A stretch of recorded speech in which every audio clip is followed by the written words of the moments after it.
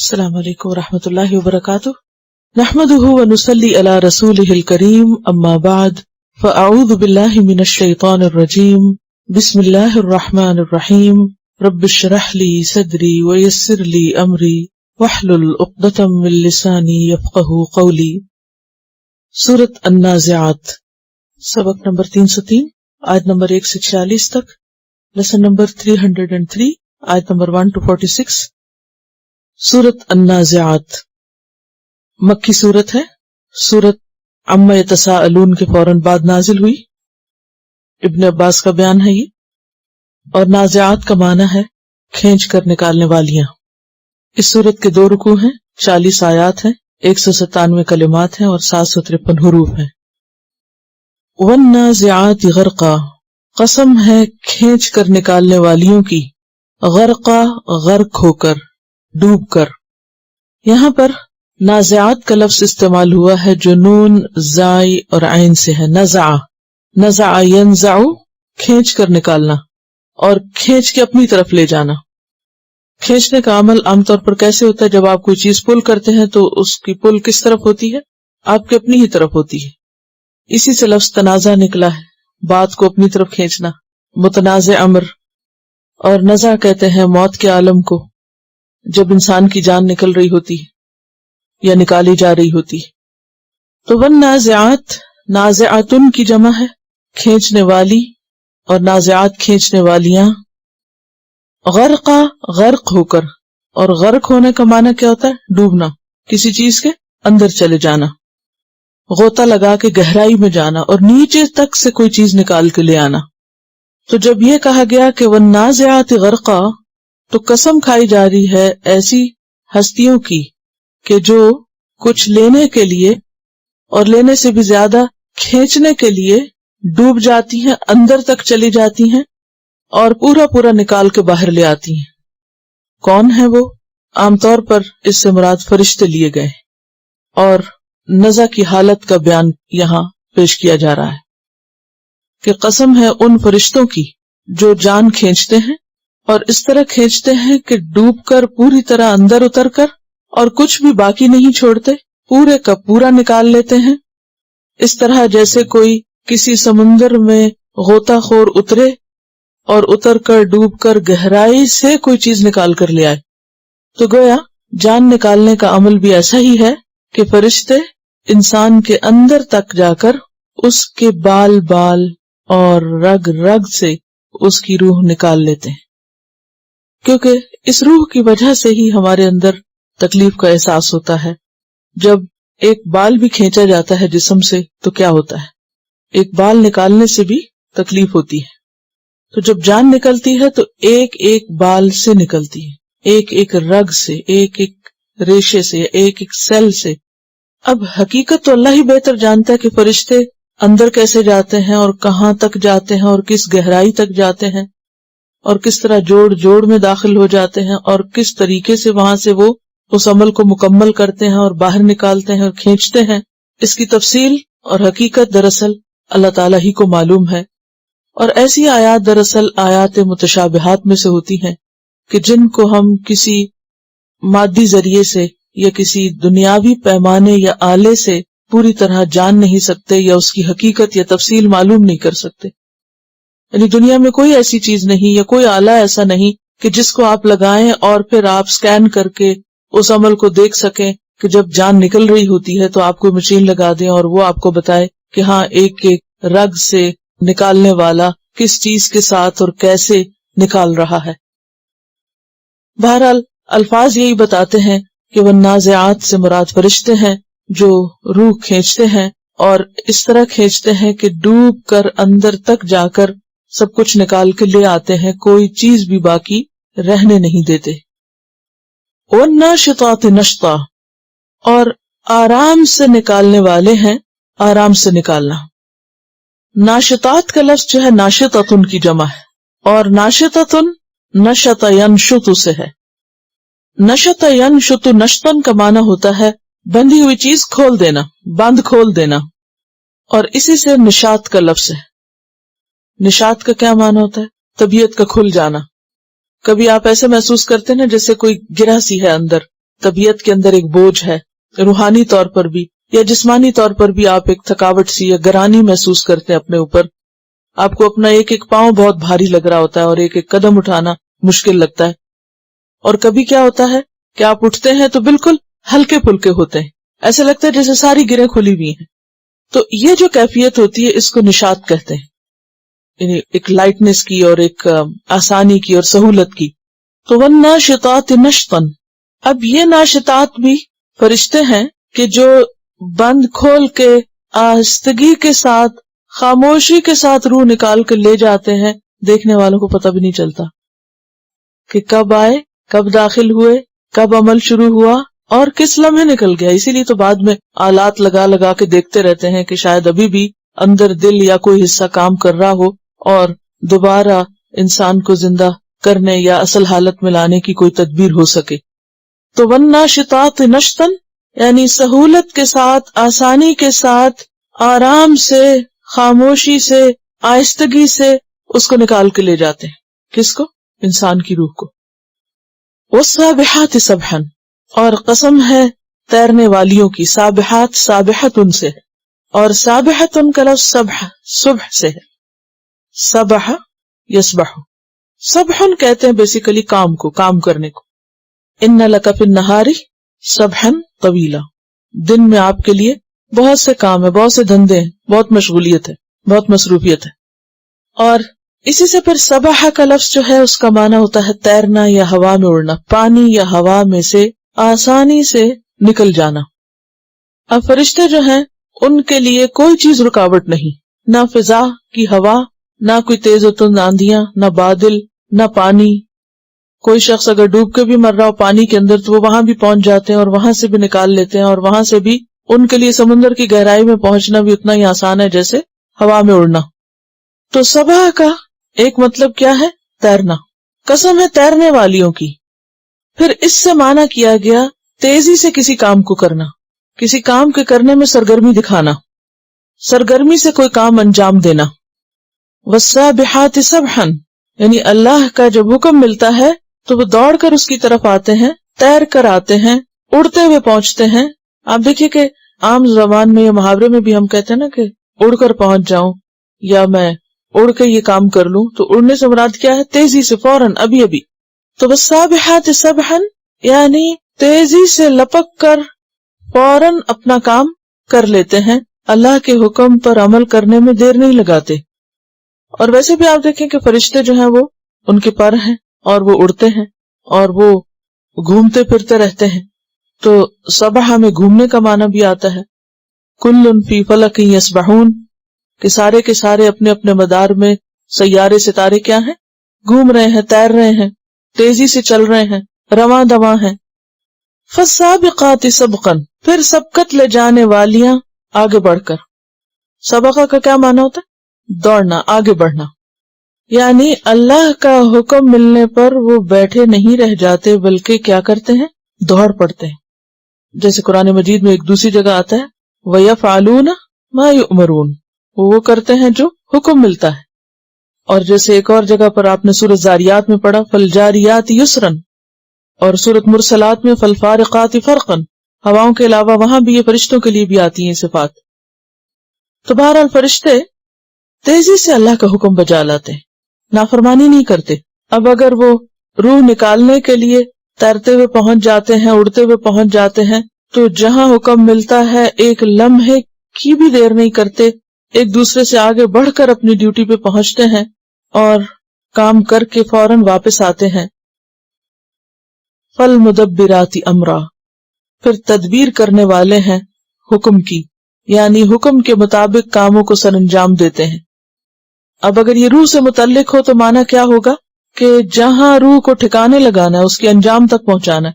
تدبیر کا لفظ دبر سے نا، اور دبر پیٹھ کو کہتے ہیں، یعنی کسی چیز کو فالو کرنا، یا کسی کام کی تدبیر سے مراد ہوتا ہے اس کے انجام کو سامنے رکھ کے کام کرنا، یعنی اس کو اپنے آخری ٹھکانے تک پہنچا دیتے ہیں پورے انتظامات کے ساتھ، پوری پلاننگ کے ساتھ، اللہ کے حکم کے مطابق. صرف اپنی تدبیریں خود سے نہیں کرتے رہتے بلکہ فالمدبراتی امرا، جیسے حکم ملتا ہے ویسے کرتے ہیں، جو کرنا چاہیے وہی کرتے ہیں. تو یہ نازعات، ناشطات، سابحات، سابقات، مدبرات سے مراد فرشتے، اور یہاں فرشتوں کے ایک خاص کام کا ذکر ہے، اور وہ کام انسانی روح کا نکالنا اور اسے اپنے اصل ٹھکانے یا منزل تک پہنچانا. اور بعض نے اس سے مراد غازیوں کے گھوڑے لیے ہیں، اور وہ یہ کہتے ہیں کہ اس سے مراد نازعات غرقن، کہ وہ جہاں جانا چاہیے، اگر سمندروں میں بھی اترنا ہو تو وہاں تک بھی پہنچ کر اپنا کام کرتے ہیں اور تیزی کے ساتھ جاتے ہیں اور ایک دوسرے سے آگے بڑھتے ہیں اور اپنے کاموں کی تدبیر کرتے ہیں. لیکن بات یہ ہے کہ یہ کہا تو جا سکتا ہے، مگر جو بات آگے آ رہی ہے اس سے اس کی کوئی مناسبت نہیں بنتی، کیونکہ آگے کیا ہے؟ یوم ترجف الراجفہ، قیامت کی بات ہو رہی. تو جو پہلی بات ہے کہ اس سے مراد فرشتے ہیں، وہی مضمون اور عبارت کے اعتبار سے زیادہ مناسب ہے. اور قسم کا ہمیشہ جواب قسم بھی ہوتا ہے کہ جس چیز پر قسم کھائی جا رہی ہے وہ کیا ہے. یعنی فرشتوں کی قسم کھا کے ان کے جو کام بتائے گئے، تو ان سب کاموں کو کیوں گنوایا جا رہا ہے اور یہ کس چیز کی طرف رہنمائی کر رہے ہیں؟ اس سے مراد یہ ہے کہ قیامت ضرور آنے والی اور تم قیامت کے دن ضرور اٹھائے جاؤ گے. اسی لیے تمہاری یعنی انسانوں کی روحیں نکال کر ٹھکانوں تک پہنچائی جا رہی ہیں کہ وہ قیامت کا دن آئے، اور اس کی تفصیل آگے دیکھیں گے کہ وہ کیسے آئے گا. تو اس دن پھر انسانوں کی روحوں کو واپس ان کے جسموں میں ڈال کر اللہ کے سامنے کھڑا کیا جائے گا، ان کا حشر ہوگا اور ان کا حساب کتاب ہوگا. یعنی اللہ تعالیٰ نے یہ جو انسانوں کی واپسی کا اتنا منظم انتظام کر رکھا ہے اور اتنی ڈیٹیلز کے ساتھ یہ سارے کام سپرد کیے ہیں فرشتوں کے، اور وہ پوری ایفیشنسی کے ساتھ اس کو نبھا رہے ہیں. تو یہ ایسے ہی الٹپ اور ہیپیزڈلی کچھ سسٹم نہیں بنایا گیا کہ بس ایسے ہی شروع کر دیا گیا، بلکہ اس کا ایک مقصد ہے. اور وہ مقصد کیا ہے؟ کہ ان انسانوں کی روحوں کو ٹھکانے لگا کر پھر ایک دن ایسا لایا جائے کہ جب یہ وہاں حاضر کیے جائیں اور کوئی بھی ان میں سے بھاگ نہ سکے. تلاوت سنیے اور پھر ان آیات کے کچھ اور پہلوؤں پر بھی بات ہوگی. جہاں تک روح نکلنے کا تعلق ہے تو اس پورے عمل کو احادیث میں بھی بیان کیا گیا ہے، پیچھے بھی آپ اس کے بارے میں پڑھ چکے ہیں. اور ہم اس سلسلے میں یہ بھی جانتے ہیں کہ فرشتے مومنوں کی روحیں سہولت کے ساتھ نکالتے ہیں، جبکہ کافروں کی روحیں ان کو مار پیٹ کر نکالتے ہیں. تو اس لیے بعض مفسرین نے یہ بھی کہا کہ نازعات سے مراد کھینچ کے اور ڈانٹ ڈپٹ کے نکالنا دراصل کن کے ساتھ ہوتا ہے؟ کافروں کے ساتھ یا مجرموں کے ساتھ، ظالموں کے ساتھ. اور اس کے دلائل قرآن مجید میں موجود ہیں. سورۃ الانعام میں آتا ہے وَلَوْ تَرَىٰ إِذِ الظَّالِمُونَ فِي غَمَرَاتِ الْمَوْتِ، کاش تم دیکھو جب ظالم موت کی ڈبکیاں کھا رہے ہوں گے، یعنی نزع کے عالم میں ہوتے ہیں، تو ان کا حال کیا ہوتا ہے؟ وَالْمَلَائِكَةُ، اور فرشتے باسطوا أَيْدِيهِمْ، اپنے ہاتھ پھیلاتے ہیں ان کی طرف، اور کیا کہتے ہیں؟ اخرجوا انفسکم، نکالو اپنی جانیں. اليوم تجزون عذاب الہون، آج تم کو ذلت والا عذاب دیا جائے گا. اسی طرح سورۃ الانفال میں آتا ہے وَلَوْ تَرَىٰ، کاش تم دیکھ سکو، اِذْ يَتَوَفَّى الَّذِينَ كَفَرُوا الْمَلَائِكَةَ، جب فوت کرتے ہیں فرشتے کن کو؟ ان لوگوں کو جنہوں نے کفر کیا. تو کیا کرتے ہیں؟ يَضْرِبُونَ وُجُوهَهُمْ، وہ ان کے چہروں پہ مارتے ہیں، وَأَدْبَارَهُمْ، اور ان کی پیٹھوں پہ مارتے ہیں. اور کیا کہتے ہیں؟ ذُوقُوا عَذَابَ الْحَرِيقِ، چکھو جلنے کا عذاب. تو ان کے ساتھ یعنی مجرموں کے ساتھ، اللہ کے نافرمان لوگوں کے ساتھ، سرکش لوگوں کے ساتھ فرشتے آ کر بہت سختی کا معاملہ کرتے ہیں، ان کی مار پیٹ بھی کرتے ہیں اور ان کو ڈانٹتے بھی ہیں اور ان کے ساتھ ہولناک سلوک کیا جاتا ہے. اس کے برعکس مومنوں کے ساتھ بہتر سلوک ہوتا ہے، وہ آتے ہیں اور ان کو سلام کرتے ہیں. سورۃ النمل میں آتا ہے الذین تتوفاہم الملائکۃ طیبین، وہ لوگ جن کو فرشتے اس حال میں قبض کرتے ہیں کہ وہ پاک صاف ہوتے ہیں، یعنی جسمانی طور پر بھی اور روحانی طور پر بھی. یقولون سلام علیکم، تو آ کر کیا کہتے ہیں؟ سلام ہو تم پر. تو ان کے لیے کیا معاملہ کرتے ہیں؟ والناشطات نشطا، اور مومن کی روح کیسے نکلتی ہے؟ اگرچہ سے تکلیف ہوتی ہے وہ جب روح نکل رہی ہوتی ہے، لیکن آخری لمحے پر جیسے کوئی ڈھکن کھلتا ہے اور ایک دم باہر آ جاتی ہے، جبکہ کافر کی روح کے لیے وہ شدت کے ساتھ اس کو کھینچ کے باہر نکالتے ہیں. اسی طرح ایک اور جگہ سے ہمیں پتہ چلتا ہے قرآن مجید میں کہ وہ آتے ہیں جب سلام کرتے ہیں تو روح کو باقاعدہ فرشتے مخاطب کرتے ہیں اور کیا کہتے ہیں؟ یا ایتھا النفس المطمئنہ، اے نفس مطمئنہ ارجعی الی ربک، واپس چلو اپنے رب کی طرف. آج واپسی کا دن ہے، جدائی کا دن ہے دنیا سے. ارجعی الی ربک راضیۃ مرضیہ، اس حال میں کہ تو رب سے راضی ہے اور رب تجھ سے راضی ہے. فادخلی فی عبادی، تو اللہ تعالیٰ پھر ایسی روح کو کیا کہتے ہیں؟ تم میرے بندوں میں داخل ہو جاؤ. وادخلی جنتی، اور میری جنت میں داخل ہو جاؤ. لہذا مدبرات امرہ کی سٹیج پر نیک روحوں کا انجام کہاں ہوتا ہے؟ یعنی کہ شہداء کی روحیں تو ڈائریکٹ جنت میں داخل کر دی جاتی. اسی طرح جو بہت نیک لوگ ہوتے ہیں ان کو بھی کیا کہا جاتا ہے کہ جنت میں داخل ہو جاؤ. یعنی یا تو انہیں خوشخبری دی جاتی ہے، جیسے ایک اور حدیث سے پتہ چلتا ہے کہ قبر میں ان کو ان کا ٹھکانہ دکھا دیا جاتا ہے، اور یا یہ ہے کہ ان کی روح جو ہے وہ اس جنت کی خوشبو اور اس ہوا سے مستفید ہوتی ہے، خواہ وہ قبر میں ہی ہو. فروح و ریحان و جنت نعیم، تو یہ کیفیات مرنے کے فوراً بعد شروع ہو جاتی. کل کی آخری آیات میں ہم نے پڑھا تھا، اللہ سبحانہ وتعالیٰ نے فرمایا انا انذرناکم عذابا قریبا، ہم تم کو ڈرا رہے ہیں قریب آنے والے عذاب سے. اور یہ قریب کیا چیز ہے؟ انسان کی موت. اور اس کی تفصیل فوراً اگلی صورت میں دے دی گئی کہ وہ کس قسم کا پھر عذاب ہے. جان کنی کا عذاب، عذابا قریبا. اور ایک تو اس کے بعد ہے نا جو قیامت کے دن کا ہے. لیکن قریبی کیا ہے؟ جس سے انسان کی موت کا آغاز ہوتا ہے. جب انسان کی موت کا وقت شروع ہو جاتا ہے تو اس وقت اس کو اس کا نام اعمال دکھا دیا جاتا ہے.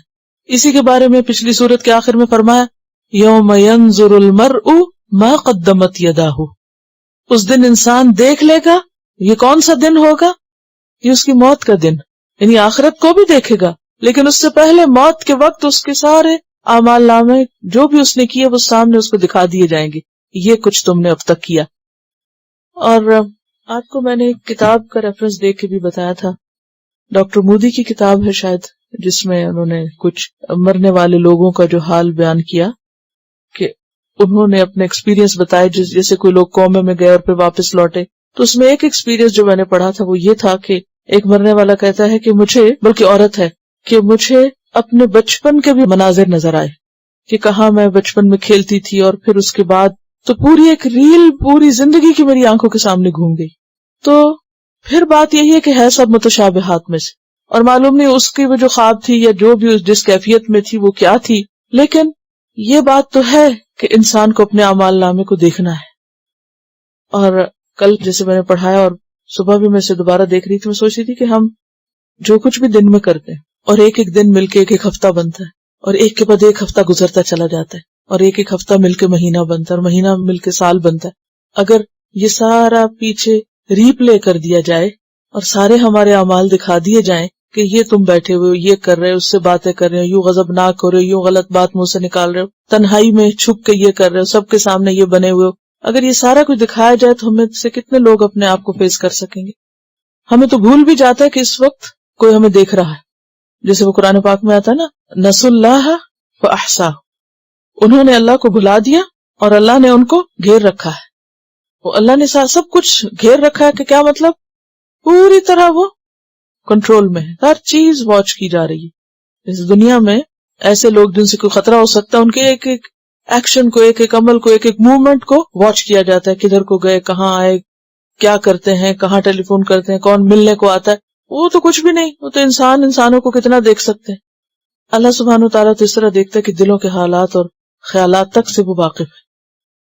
تو ایسی صورت میں یوم ینظر المرء ما قدمت یداہ ویقول الکافر یا لیتنی کنت ترابا. اس وقت تو غیب کے اوپر ایک پردہ ہے نا، کل کیا ہونے والا ہے وہ چھپا ہوا ہے، لیکن جو ہی پہلا لمحہ جس سے فرشتوں کو انسان فیس کرے گا، یعنی تھوڑی دیر کے لیے بھی سوچیں کہ آپ کہیں بیٹھے ہوئے ہیں اور اچانک ایک فرشتہ سامنے آ کے بیٹھ جاتا ہے، آپ بالکل فزیکلی پورے اپنے ہوش آواز کے ساتھ آپ اس کو دیکھتے ہیں. کبھی ہمیں جاگتے یا سوتے وقت کوئی احساس ہونا کہ کوئی ہمارے پاس ہے، پتہ نہیں کون ہے، اور اچانک کوئی آ جائے، ایک دم کتنا خوف کی کیفیت ہوتی ہے نا. تو فرشتے تو ہمارے لیے ٹوٹلی ان نون ہے، ہم نہیں جانتے ان کو، اور معلوم نہیں کس شکل میں آتے، کیونکہ جو نیک لوگ ہیں انہی کے لیے خوبصورت شکل میں آئیں گے، اور جو برے کاموں میں ملوث ہیں ان کے لیے اسی شکل میں آئیں گے. اس میں ہم یہ حدیث تھوڑی سی دہرا لیتے ہیں تو یہ بات مزید واضح ہو جائے گی، اور حدیث صحیح ہے. حضرت ابو ہریرہ سے روایت ہے کہ رسول اللہ صلی اللہ علیہ وسلم نے فرمایا، فرشتے روح قبض کرنے کے لیے جب مرنے والے کے پاس آتے ہیں تو نیک اور صالح ہونے کی صورت میں فرشتے کہتے ہیں اے پاک روح تو پاک جسم میں تھی، اب تو جسم سے نکل آ، تو تعریف کے لائق ہے، اللہ کی رحمت سے خوش ہو جا، تیرے لیے جنت کی نعمتیں ہیں، تیرا رب تجھ سے راضی ہے۔ فرشتے مرنے والے کو مسلسل ایسے ہی کہتے رہتے ہیں یہاں تک کہ روح جسم سے نکل آتی ہے، یعنی جتنی دیر لگتی ہے روح نکالنے میں اس سارے وقت میں یہ دہراتے رہتے ہیں۔ پھر جب روح نکل آتی ہے تو فرشتے اسے لے کر آسمان کی طرف چڑھتے ہیں، آسمان کے دروازے اس کے لیے کھولے جاتے ہیں اور پوچھا جاتا ہے یہ کون ہے؟ فرشتے جواب دیتے ہیں یہ فلاں آدمی۔ جواب میں کہا جاتا ہے اس پاک روح کے لیے خوش آمدید، دنیا میں ہی پاک جسم میں تھی، اے پاک روح آسمان کے دروازے میں خوشی خوشی داخل ہو جا، تیرے لیے اللہ کی رحمت کی بشارت ہے، جنت کی نعمتوں سے خوش ہو جا اور راضی ہونے والے رب کی ملاقات تجھے مبارک ہو۔ ہر آسمان کے دروازے سے گزرتے ہوئے اسے مسلسل یہی خوشخبریاں دی جاتی ہیں یہاں تک کہ روح عرش تک پہنچ جاتی ہے، یعنی علیین تک مراد ہے۔ مرنے والا اگر برا آدمی ہو تو فرشتے کہتے ہیں اے خبیث روح نکل اس جسم سے، تو خبیث جسم میں تھی، نکل اس جسم سے ذلیل ہو کر، اور بشارت ہو تجھے کھولتے پانی کی، پیپ کی اور بعض دوسرے عذابوں کی۔ فرشتے روح نکلنے تک مسلسل یہی کہتے رہتے ہیں، پھر اسے لے کر آسمان کی طرف جاتے ہیں، آسمان کا دروازہ اس کے لیے نہیں کھولا جاتا، آسمان کے فرشتے پوچھتے ہیں یہ کون ہے؟ جواب میں کہا جاتا ہے یہ فلاں شخص ہے۔ آسمان کے فرشتے کہتے ہیں اس خبیث روح کے لیے جو خبیث جسم میں تھی کوئی خوش آمدید نہیں، اسے ذلیل کر کے واپس بھیج دو۔ آسمان کے دروازے ایسی خبیث روح کے لیے نہیں کھولے جاتے، چنانچہ فرشتے اسے آسمان سے نیچے پھینک دیتے ہیں اور وہ قبر میں لوٹ آتی۔ یہ کتاب ہے قبر کا بیان، اقبال کیلانی کی، پیج نمبر 99۔ اور اس کے علاوہ بھی اس میں دیگر احادیث موجود ہیں کہ جس میں کچھ لفظی فرق کے ساتھ مزید ڈسکرپشن دی ہوئی ہیں کہ کس طرح اور کیسے مومن کی روح اچھے کفن میں لپیٹ کے لے جاتے ہیں اور کیسی خوشبو اس سے آتی ہے، اور اسی طرح جو بدکار انسان ہوتا ہے اس کے ساتھ کیا معاملہ کیا جاتا ہے۔ لیکن یہ بات تو برحق ہے وجاءت سکرۃ الموت بالحق کہ موت کی بے ہوشیاں ہیں اور موت کی تکلیف بہت شدید ہے۔ نبی صلی اللہ علیہ وسلم نے فرمایا موت کی تمنا نہ کرو، جان کنی کی تکلیف بڑی شدید ہے، یعنی یہ جب غرق ہو کر فرشتے نکال رہے ہوتے ہیں تو یہ تکلیف بہت شدید ہے، اور یہ نیک بختی کی علامت ہے کہ اللہ کسی بندے کی عمر لمبی کر دے اور اسے توبہ کی توفیق عطا کر دے۔ موت کی جتنی تکلیف نبی صلی اللہ علیہ وسلم کو ہوئی اتنی قیامت تک کسی دوسرے آدمی کو نہ ہوگی، اور یہ صحیح حدیث ہے انس بن مالک کی کہ جب رسول اللہ صلی اللہ علیہ وسلم کو موت کی تکلیف شروع ہوئی تو حضرت فاطمہ نے کہا ہائے میرے باپ کی تکلیف۔ رسول اللہ صلی اللہ علیہ وسلم نے فرمایا آج کے بعد تمہارے باپ کو ایسی تکلیف کبھی نہ ہوگی، تمہارے باپ کو موت کے وقت ایسی تکلیف آئی جو آئندہ قیامت تک کسی اور کو نہ آئے گی۔ اور دیگر احادیث سے بھی ہمیں پتہ چلتا ہے کہ آپ کس طرح اپنے چہرے پر پانی کا ہاتھ پھیر رہے تھے، اور حضرت عائشہ کہتی ہیں کہ آپ کا سر مبارک میرے سینے اور ٹھوڑی کے درمیان تھا۔ آپ کی موت کی تکلیف دیکھنے کے بعد اب میں کسی کے لیے موت کی سختی کو برا نہیں سمجھتی۔ تو بات یہ ہے کہ کافر کے لیے ذلت اور رسوائی ہے اور ڈانٹ اور جھڑک ہے، مومن کے لیے بھی تکلیف ہے لیکن اس کے ساتھ اس کے لیے خوشخبریاں ہیں۔ بالکل ایسے ہی اگر آپ تھوڑی دیر کے لیے امیجن کریں کہ جیسے بچے کی پیدائش کے مرحلے میں جو شدت کی تکلیف ہوتی ہے تو جو اچھے ڈاکٹرز ہوتے ہیں وہ ساتھ ساتھ کیا کہتے ہیں بس تھوڑی دیر کی بات ہے، آپ دیکھیں بار بار تسلی دیتے ہیں اور ہوپ دلاتے ہیں کہ نہیں کوئی بات نہیں ہے، بس تھوڑا سا وقت ہے، اور یعنی کہ ایک تسلی کی ایک خوشخبری سناتے رہتے ہیں، تو اس سے کیا ہوتا ہے کہ وہ تکلیف ہلکی ہو جاتی۔ لیکن وہ تکلیف بھی آپ دیکھیں خواہ کوئی مومن عورت ہو، خواہ کوئی ہو، کوئی اچھا ہو، کوئی برا ہو، کسی بھی رنگ نسل کا ہو، تو جس طرح یہ ایک نیچرل سی بات ہے کہ ایک روح سے دوسری روح نکل رہی ہوتی ہے یا ایک جسم سے دوسرا جسم نکل رہا ہوتا ہے، تو بالکل اسی طرح موت کے وقت بھی ہماری ہی روح ہمارے جسم سے جدا ہو رہی ہوتی ہے۔ تو یہ جو جدائی کا دن ہے یہ ویسے بھی ایک تکلیف دہ ہے، یعنی کسی بھی چیز سے انسان کا الگ ہونا اور جدا ہونا ویسے ہی ایک بہت تکلیف دہ مرحلہ ہے۔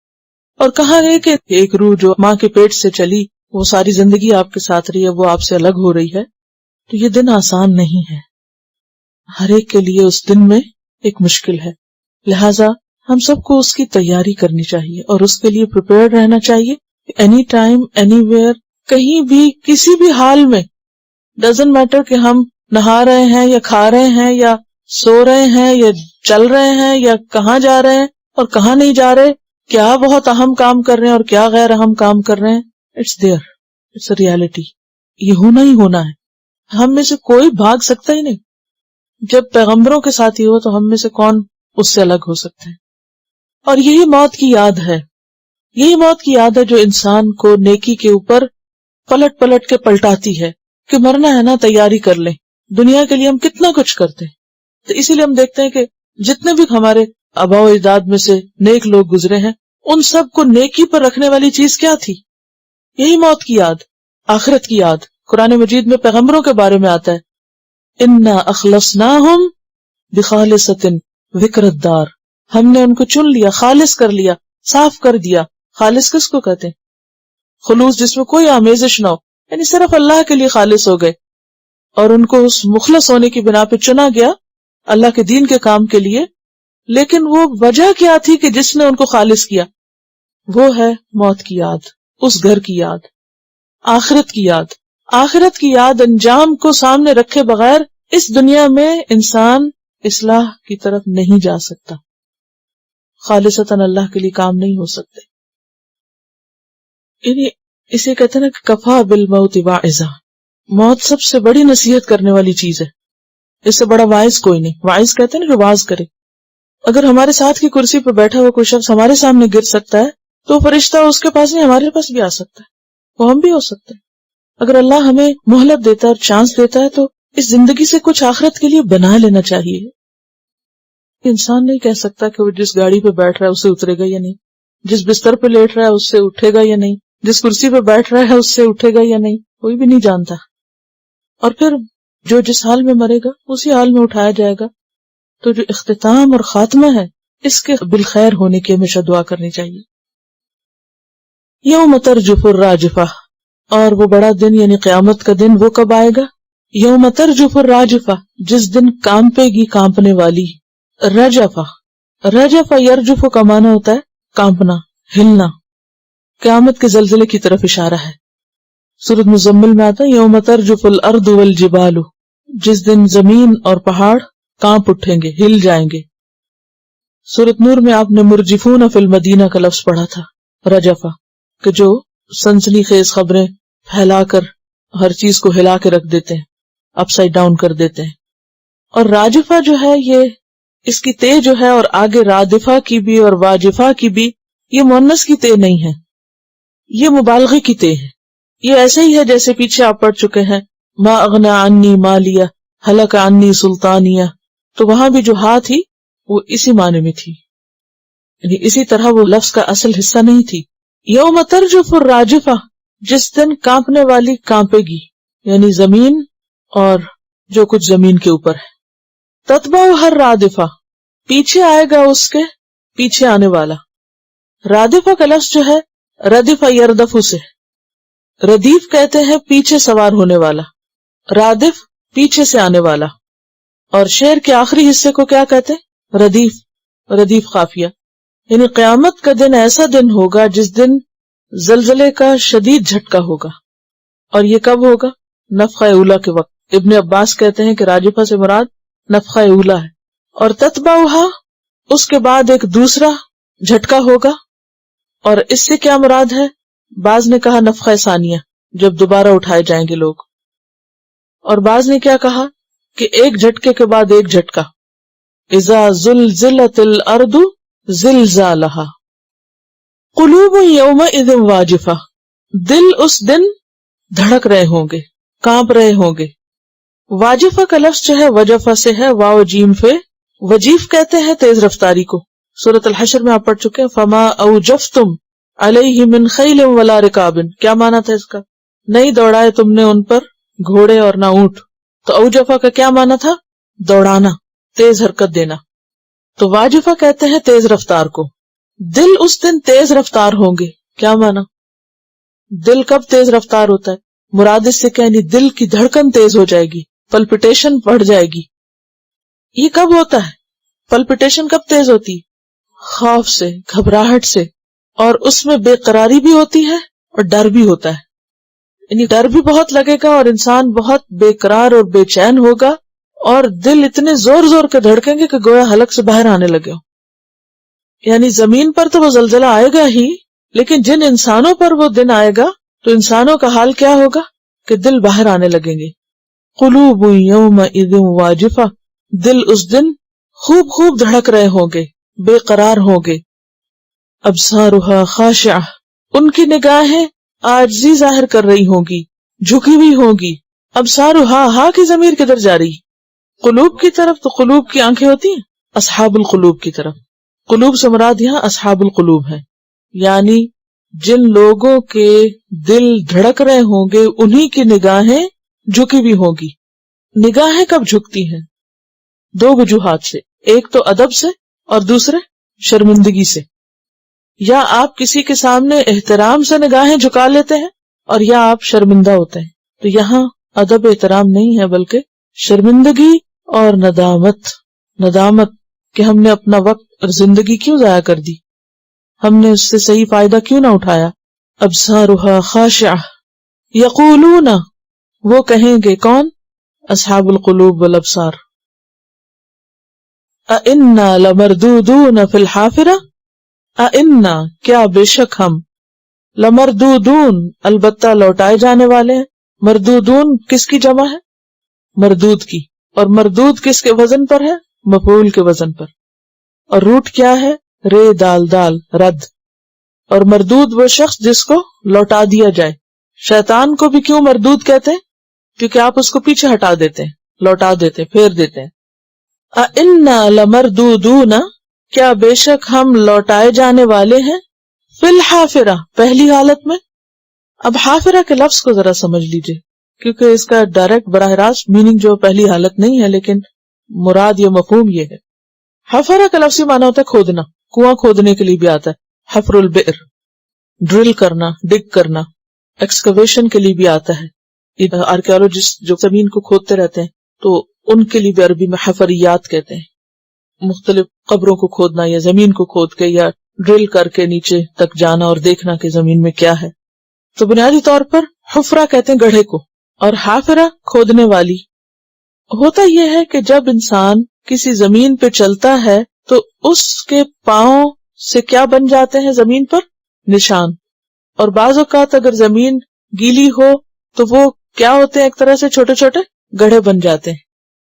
تو حافر ہوتا ہے وہ شخص جو ان نشانوں پہ واپس جائے. سمجھ گئے؟ جس رستے سے آئے اسی رستے پہ واپس جانا، پہلی حالت پر لوٹنا. یعنی راستے کا وہ حصہ جس سے انسان گزرے اور اس کے نشان باقی رہ گئے ہوں. تو گویا جن راہوں سے ہم گزر کر آئے اسی راستے پر پھر واپس جائیں. کیا معنی بنے گا؟ یعنی دنیا میں ہم زندہ تھے، پھر ہمیں موت آ گئی، تو اب پھر ہمیں زندہ کرنا ہے، اب پھر ہم ہوش حواس میں آ کے حساب کتاب دیں. آج جب دنیا میں ان لوگوں کو، عقل والوں کو، آنکھوں والوں کو بتایا جاتا ہے کہ قیامت کے دن دوبارہ زندہ ہونا ہے، پھر جی اٹھنا ہے، تو وہ کہتے ہیں یہ کیا بات ہوئی؟ اِنَّا لَمَرْدُودُونَ فِي الْحَافِرَةِ، کہ جس حالت پر ہم پہلے تھے، زندہ تھے، پھر اسی راستے پہ دوبارہ چلیں. یعنی دوبارہ زندگی کے راستے پہ چلیں، پھر زندہ ہوں. سمجھ آئی؟ اب اتنا آسان نہیں ہے ترجمہ کرنا، کتنی گہرائی ہے نا ایک چھوٹے سے لفظ میں. اگر آپ امیجن کریں کہ آپ کہیں چل کر گئے، آگے گئے تو رستہ بند تھا، اب آپ کیا کرتے ہیں؟ چلے ادھر ہی چلتے ہیں جہاں سے آئے. تو پھر آپ پلٹ کر اپنے نشان قدم کو دیکھ کر، تو یہ کیا ہے؟ پلٹنا، واپس لوٹنا اسی راستے سے جس سے آپ آئے. تو اب آپ دنیا میں ہیں، زندہ ہیں، آپ کی آنکھیں بھی ہیں، آپ کے دل بھی ہیں، سوچتے ہیں، سمجھتے ہیں اور اپنی منمانی کرتے ہیں، جیسے دل چاہتا ہے جیتے ہیں.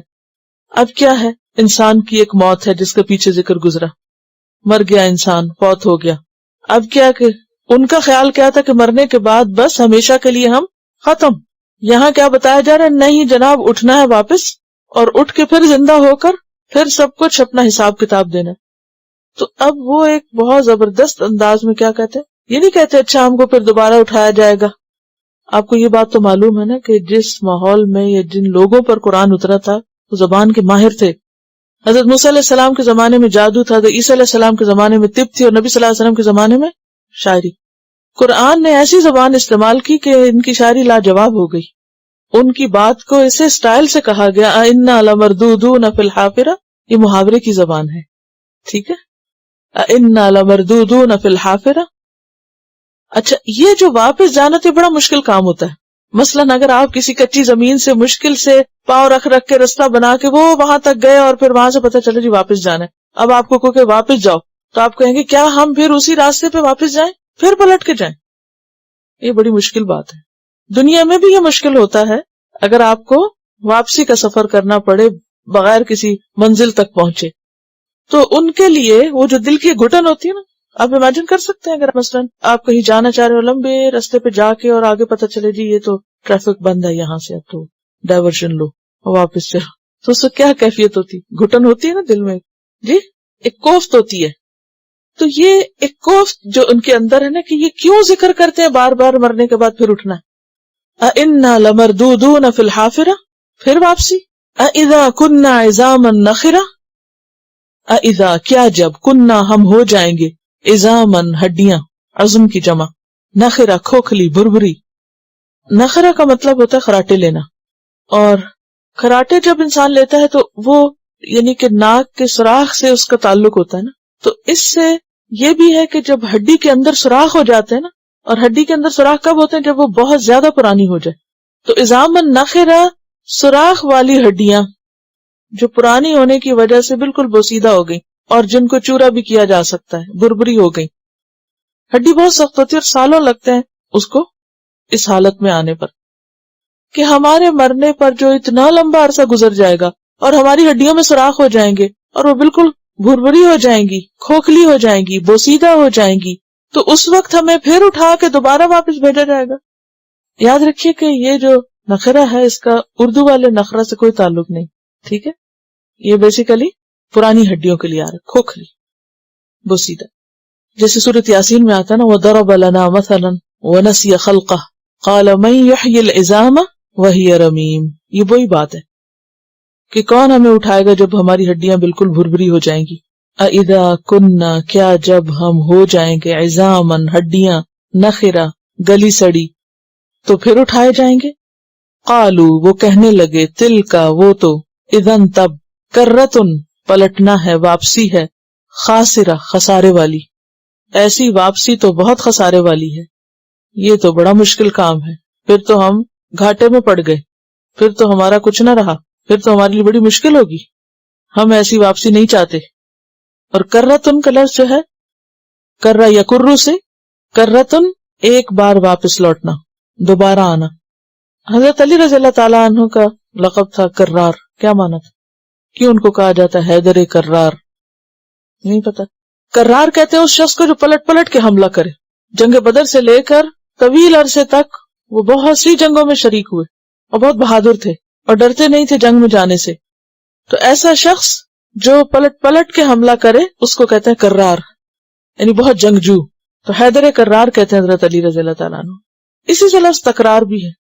تکرار کیا ہوتی ہے؟ ریپیٹیشن، بار بار ایک کام کرنا. کبھی کہا ہے مکرر، مکرر دوبارہ پڑھیں، مشاعرے میں کہتے ہیں.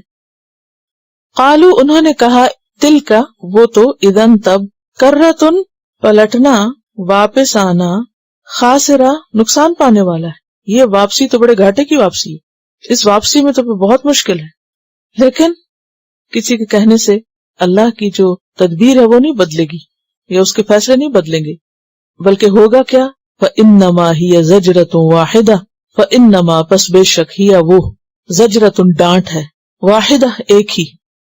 یہ لفظ پہلے پڑھا ہے زجرہ کا کیا؟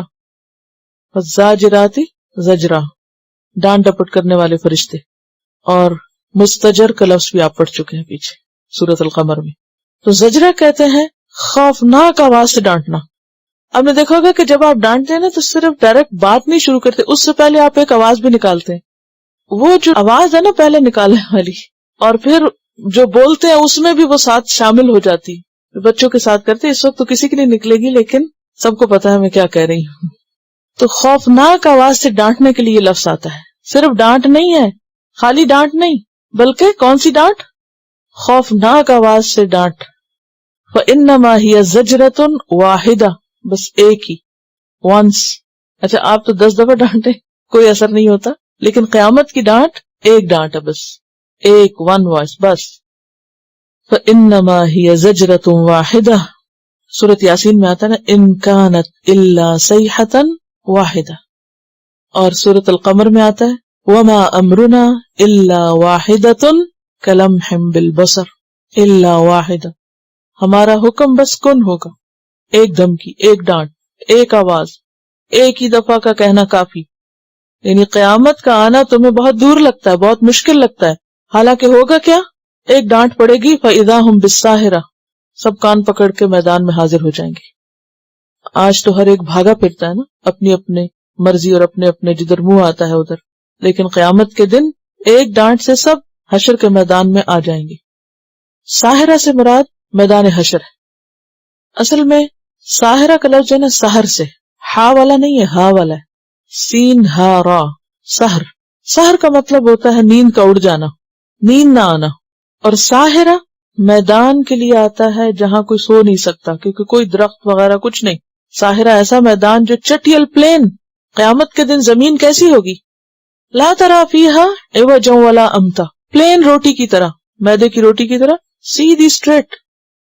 جو دوسرے آٹے کی روٹی ہوتی ہے وہ پھر تھوڑی اوپر نیچے ہوتی ہے، لیکن کبھی آپ نے میدے کی بنائی ہوگی تو اس میں آپ اٹھا کے دیکھیں تو یہ لگتا ہے اسے کپڑا اٹھایا ہوا ہے، بالکل پلین. تو قیامت کے دن زمین بھی بالکل اسی طرح پلین میدان ہموار ہو جائے گا. تو ساحرہ اس زمین کو کہتے ہیں کہ جو بالکل ہموار ہو، میدان ہو، اور اس پر چمکتی ریت ہو جس پہ سراب بھی بنتے ہوں، اور بکثرت آمد و رفت لوگ آتے جاتے ہوں. جیسے ہائی ویز ہوتے ہیں نا وہ بالکل پلین، کچھ سڑکیں ہوتی ہیں نا وہ آپ گاڑی چلے تو گر گر گر کی آواز آتی ہے، اور کچھ سڑکیں ایسی آ جاتی ہیں کہ جن کے اوپر آپ چلتے جائیں، جیسے موٹر ویز ہوتے ہیں، چلتے جائیں تو کیا ہوتا ہے پتہ نہیں چلتا کہ آپ کس پہ چل، بالکل اسموتھ اسٹریٹ.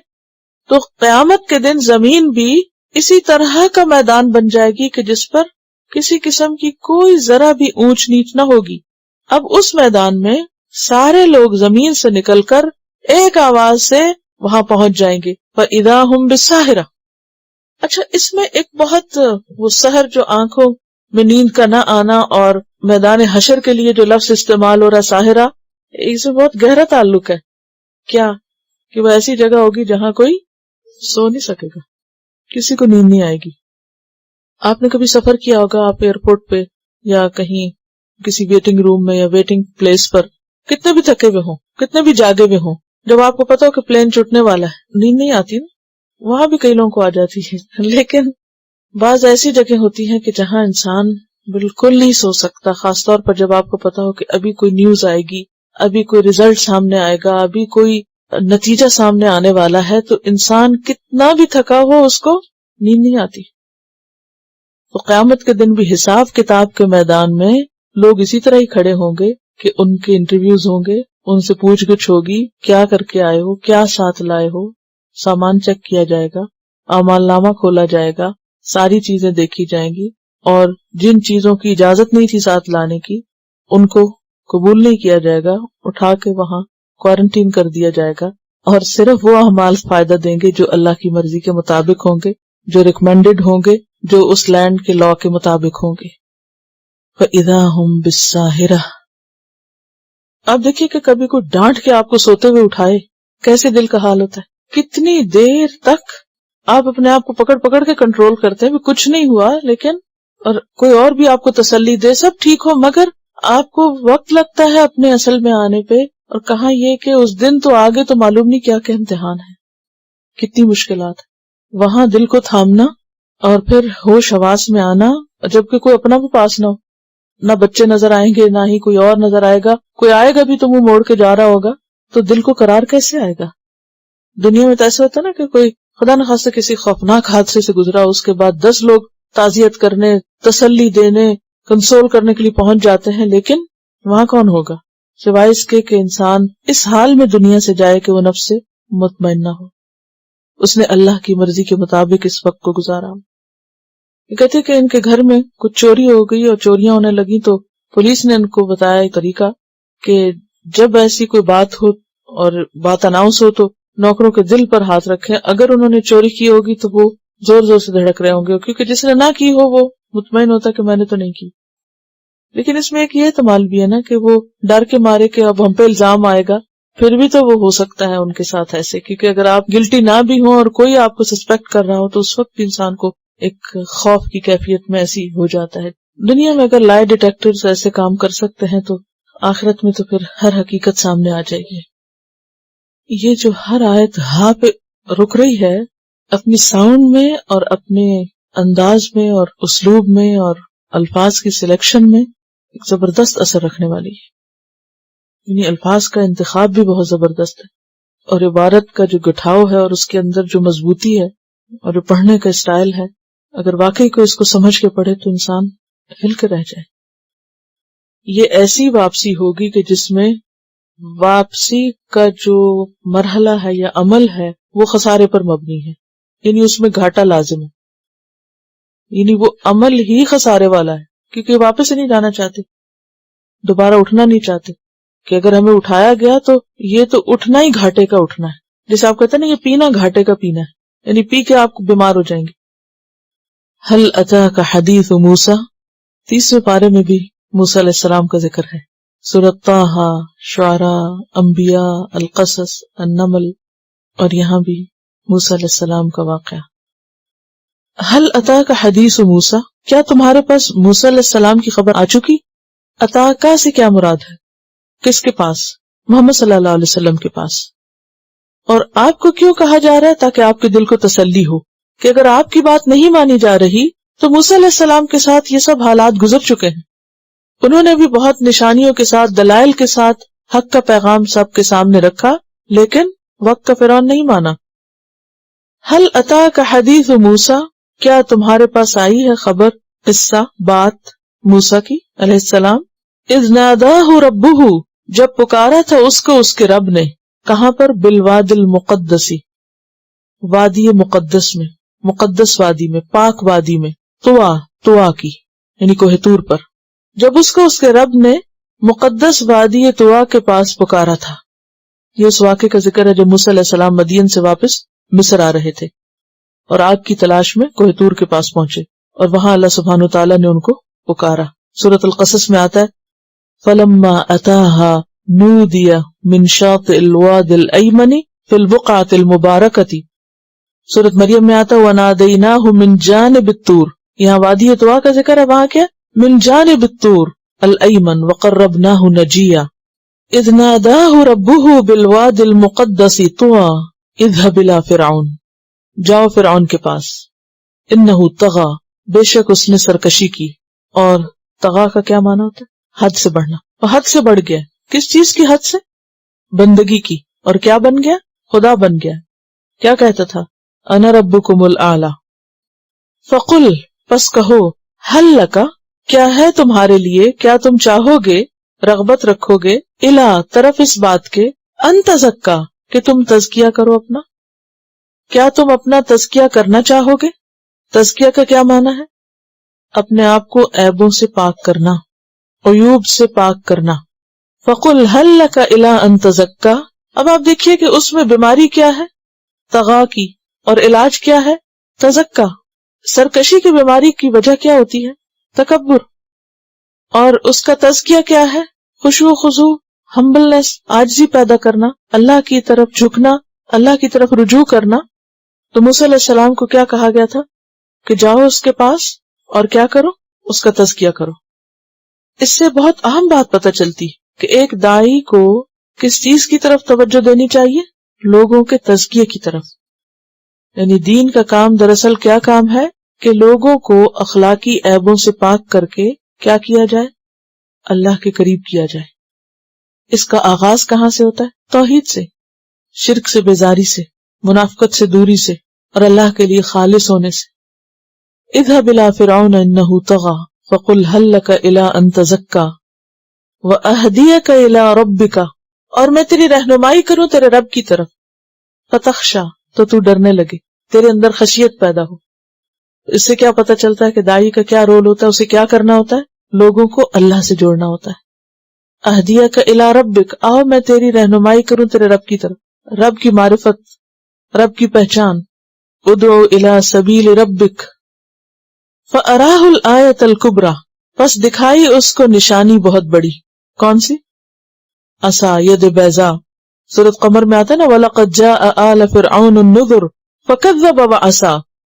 تو اس نے جھٹلا دیا اور نافرمانی کی. کس کی؟ رسول کی، اللہ کی. ثم ادبر یسعى، پھر منہ موڑ لیا، پیٹھ پھیر لی، ادبر دبر سے، پیٹھ پھیر لی، یسعى دوڑتے ہوئے، تیزی سے مڑ گیا. بعض کہتے ہیں کہ موسیٰ علیہ السلام نے جو عصا پھینکا تو جب سانپ دوڑنے لگا تو اس سے ڈر کے مڑا تھا، اور بعض کہتے ہیں کہ موسیٰ علیہ السلام کی دعوت سنتے ہی اس نے پیٹ پھیر لی، تکبر کے ساتھ، سرکشی کے ساتھ. فحشرہ، پھر جمع کر لیا، کس کو؟ سحرہ کو اور اپنے لشکروں کو. فنادا، پھر پکارا، بنفس نفیس یا منادی کرنے والوں کے ذریعے. فقال، اعلان کیا، انا ربکم الاعلی، میں ہوں تمہارا رب اعلی، مجھ سے اوپر کوئی نہیں. صرف یہ بھی نہیں کہا کہ میں رب ہوں، کیا کہا؟ ربکم الاعلی، سب سے بڑا. سورۃ القصص میں آتا ہے نا، اس نے کہا تھا ما علمت من الہ غیری، میں اپنے سوا کسی الہ کو نہیں جانتا. دیکھیے سرکشی کی حد ہے نا، کہ میں ہی اصل میں الہ ہوں. اور اس کی دلیل وہ کیا دیتا تھا؟ الیس لی ملک مصر، کیا نہیں ہے میرے لیے مصر کی بادشاہت؟ وہذہ الانہار، اور یہ نہریں، تجری من تحتی، جو میرے نیچے بہ رہی ہیں، یعنی نیل کا دریا. افلا تبصرون، تم کو نظر نہیں آتا میں کتنی بڑی حکومت کا مالک ہوں؟ کیوں نہ آخر تم مجھے رب مانو. اور پھر موسیٰ علیہ السلام کے مقابلے میں کیا کہتا ہے؟ ام انا خیر من ھذا الذی ھو مہین ولا یکاد یبین، لوگوں تم اس کی طرف توجہ دو گے یا میری طرف آؤ گے؟ کس کو منتخب کرو گے؟ فکذب وعصا ثم ادبر یسعى فحشر فنادى فقال انا ربکم الاعلی. نتیجہ کیا ہوا؟ فاخذہ اللہ نکال الآخرۃ والأولی، پکڑ لیا اس کو اللہ نے آخرت اور دنیا کے عذاب میں. نکال کہتے ہیں عذاب کو، نون کاف لام سے. پیچھے آپ پڑھ چکے تھے نا، انکالا و جہیما. تو نکل کہتے ہیں وہ چیز جس سے کسی کو سزا دی جائے، اسی سے تنکیلا بھی ہے. فاخذہ اللہ نکال الآخرہ، پہلے آخرت کی بات کی، والأولی، اور پھر دنیا کی بات کی، کیونکہ دنیا کی پکڑ چھوٹی ہے، آخرت کی پکڑ بڑی ہے. دنیا میں کیسے پکڑا اللہ نے اس کو؟ غرق کر دیا. تو یہ نکال کیا ہے پھر؟ عذاب غرق. اور نکال کہتے ہیں عبرتناک عذاب کو بھی، ایسی سزا جسے دیکھ کے دوسرے سبق پکڑے. فأخذہ اللہ نکال الآخرۃ والأولی. اور یہ ایک حقیقت ہے کہ یہ ڈراوے اور یہ نشانیاں اور یہ معجزات سرکش لوگوں کو ہدایت نہیں دیتے، فائدہ نہیں دیتے. وما تغنی الآیات والنذر عن قوم لا یؤمنون، جو ماننا نہ چاہے ان کو یہ سب چیزیں فائدہ نہیں دیتی، خواہ پیغام کسی طرح بھی پہنچایا جائے. اور سورۃ طٰہٰ میں آپ نے پڑھا کہ اللہ سبحانہ وتعالیٰ نے موسیٰ علیہ السلام کو خاص ہدایت دے کر بھیجا تھا. فقولا لہ قولا لینا لعلہ یتذکر او یخشی، کہ اس سے نرمی سے بات کرنا تاکہ یہ نصیحت حاصل کرے، سمجھ جائے، ہو سکتا ہے پلٹ آئے. لیکن کوئی چیز فائدہ نہ دی، کوئی چیز کام نہ آئی.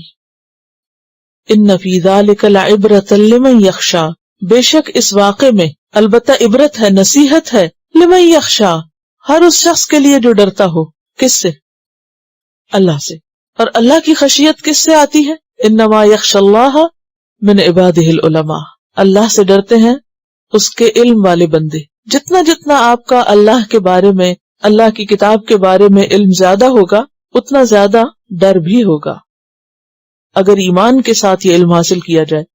ہاں ایمان نہ ہو تو پھر علم فائدہ نہیں دیتا، وہ انسان کے لیے الٹا وبال بنتا ہے. تو ان آیات میں بنیادی طور پر ایک داعی کا کردار بتایا گیا ہے کہ اس کے کرنے کے کام کیا ہوتے ہیں، اس کی ذمہ داری کیا ہوتی ہے، وہ کس طرح لوگوں کو اللہ کی طرف بلاتا ہے، اور کسی بھی فرعون کے سامنے اللہ کا پیغام کیسے رکھنا چاہیے. ایک داعی کا جو کردار ہے وہ یہ نہیں کہ لوگوں کے سر پہ سوار ہو جائے اور ان کے پیچھے پڑ جائے، بلکہ سٹیپ بائی سٹیپ آگے بڑھے، تدریج کے ساتھ اور حکمت کے ساتھ اور احسن اسلوب کے ساتھ پیغام پہنچائے. اور پیغام پہنچانے میں دو چیزوں کو مد نظر رکھا جائے. کون کون سی؟ نمبر 1 تزکیہ، اور نمبر 2 اللہ سے تعلق، اللہ سے جڑنا. بندوں کو اللہ کی طرف موڑا جائے، اپنی ذات کی طرف نہ بلایا جائے یا کسی شخصیت سے وابستہ نہ کیا جائے. کن دو چیزوں سے بچنا ہے؟ کہ لوگوں کو اللہ سے جوڑنا ہے، اور دوسرے توجہ کس پہ ہونی چاہیے؟ تزکیہ نفس کی طرف، تزکیہ اعمال کی طرف، خراب عادتوں کو دور کرنے کی طرف. علم روشنی ہوتی ہے جو انسان کو پلٹ پلٹ کے دکھاتی رہتی کہ کہاں داغ دھبے رہ گئے. اور اگر انسان اپنے ساتھ سچا ہو تو اپنی غلطیاں نظر آتی ہیں، اور جب نظر آ جائے تو پھر کوشش کرنی چاہیے ان کو ہٹانے کی. بالکل اسی طرح جیسے ہمیں اپنے چہرے کے یا لباس کے داغ دھبے نظر آتے ہیں تو ہم چین سے نہیں بیٹھ جاتے جب تک ان کو دور نہیں کر لیتے. پھر اللہ سبحانہ وتعالیٰ کچھ اور دلائل دیتے ہیں. اَأَنتُمْ أَشَدُّ خَلْقًا، کیا تم زیادہ مضبوط ہو تخلیق کے اعتبار سے؟ اشد کس سے ہے؟ شدید سے. اور شدید کس کو کہتے ہیں؟ مضبوط کو. اَأَنتُمْ أَشَدُّ خَلْقًا، کیا تم زیادہ مضبوط ہو تخلیق میں یعنی اپنی پیدائش کے اعتبار سے؟ ام السماء، یا آسمان، بناہا، اس نے بنایا ہے اس کو. کس نے؟ اللہ نے. والسماء بنیناہا بأید وإنا لموسعون. اور سورۃ الرعد میں آتا ہے اللہ الذی رفع السماوات بغیر عمد ترونہا. تو بات یہ ہے کہ انسان سے بڑی چیز ہے کیا؟ آسمان. جس رب نے آسمان بنائے وہ رب دوبارہ دنیا کو کیوں نہیں بنا سکتا ختم ہونے کے بعد؟ سورۃ غافر میں آتا ہے لخلق السماوات والارض اکبر من خلق الناس. آسمانوں اور زمین کی تخلیق زیادہ بڑا کام ہے لوگوں کی تخلیق سے، انسانوں کو بنانے سے زیادہ بڑا کام ہے. اسی طرح سورۃ یاسین میں آتا ہے اولیس الذی خلق السماوات والارض بقادر علی ان یخلق مثلہم، وہ جس نے آسمان و زمین بنایا اس بات پہ قدرت نہیں رکھتا کہ وہ ان جیسوں کو بنا دے؟ یعنی انسانوں کو دوبارہ بنانا اللہ کے لیے کچھ مشکل نہیں، اس اللہ کے لیے جس نے اتنا بڑا آسمان بنایا بغیر ستونوں کے جو تم دیکھ رہے ہو، اور جس نے یہ زمین بچھائی ہے. رفع سمکہا، بلند کیا اس کی چھت کو، فسواہا، پھر اس کو برابر کر دیا. سمک بیسیکلی کہتے ہیں کسی چیز کی موٹائی کو.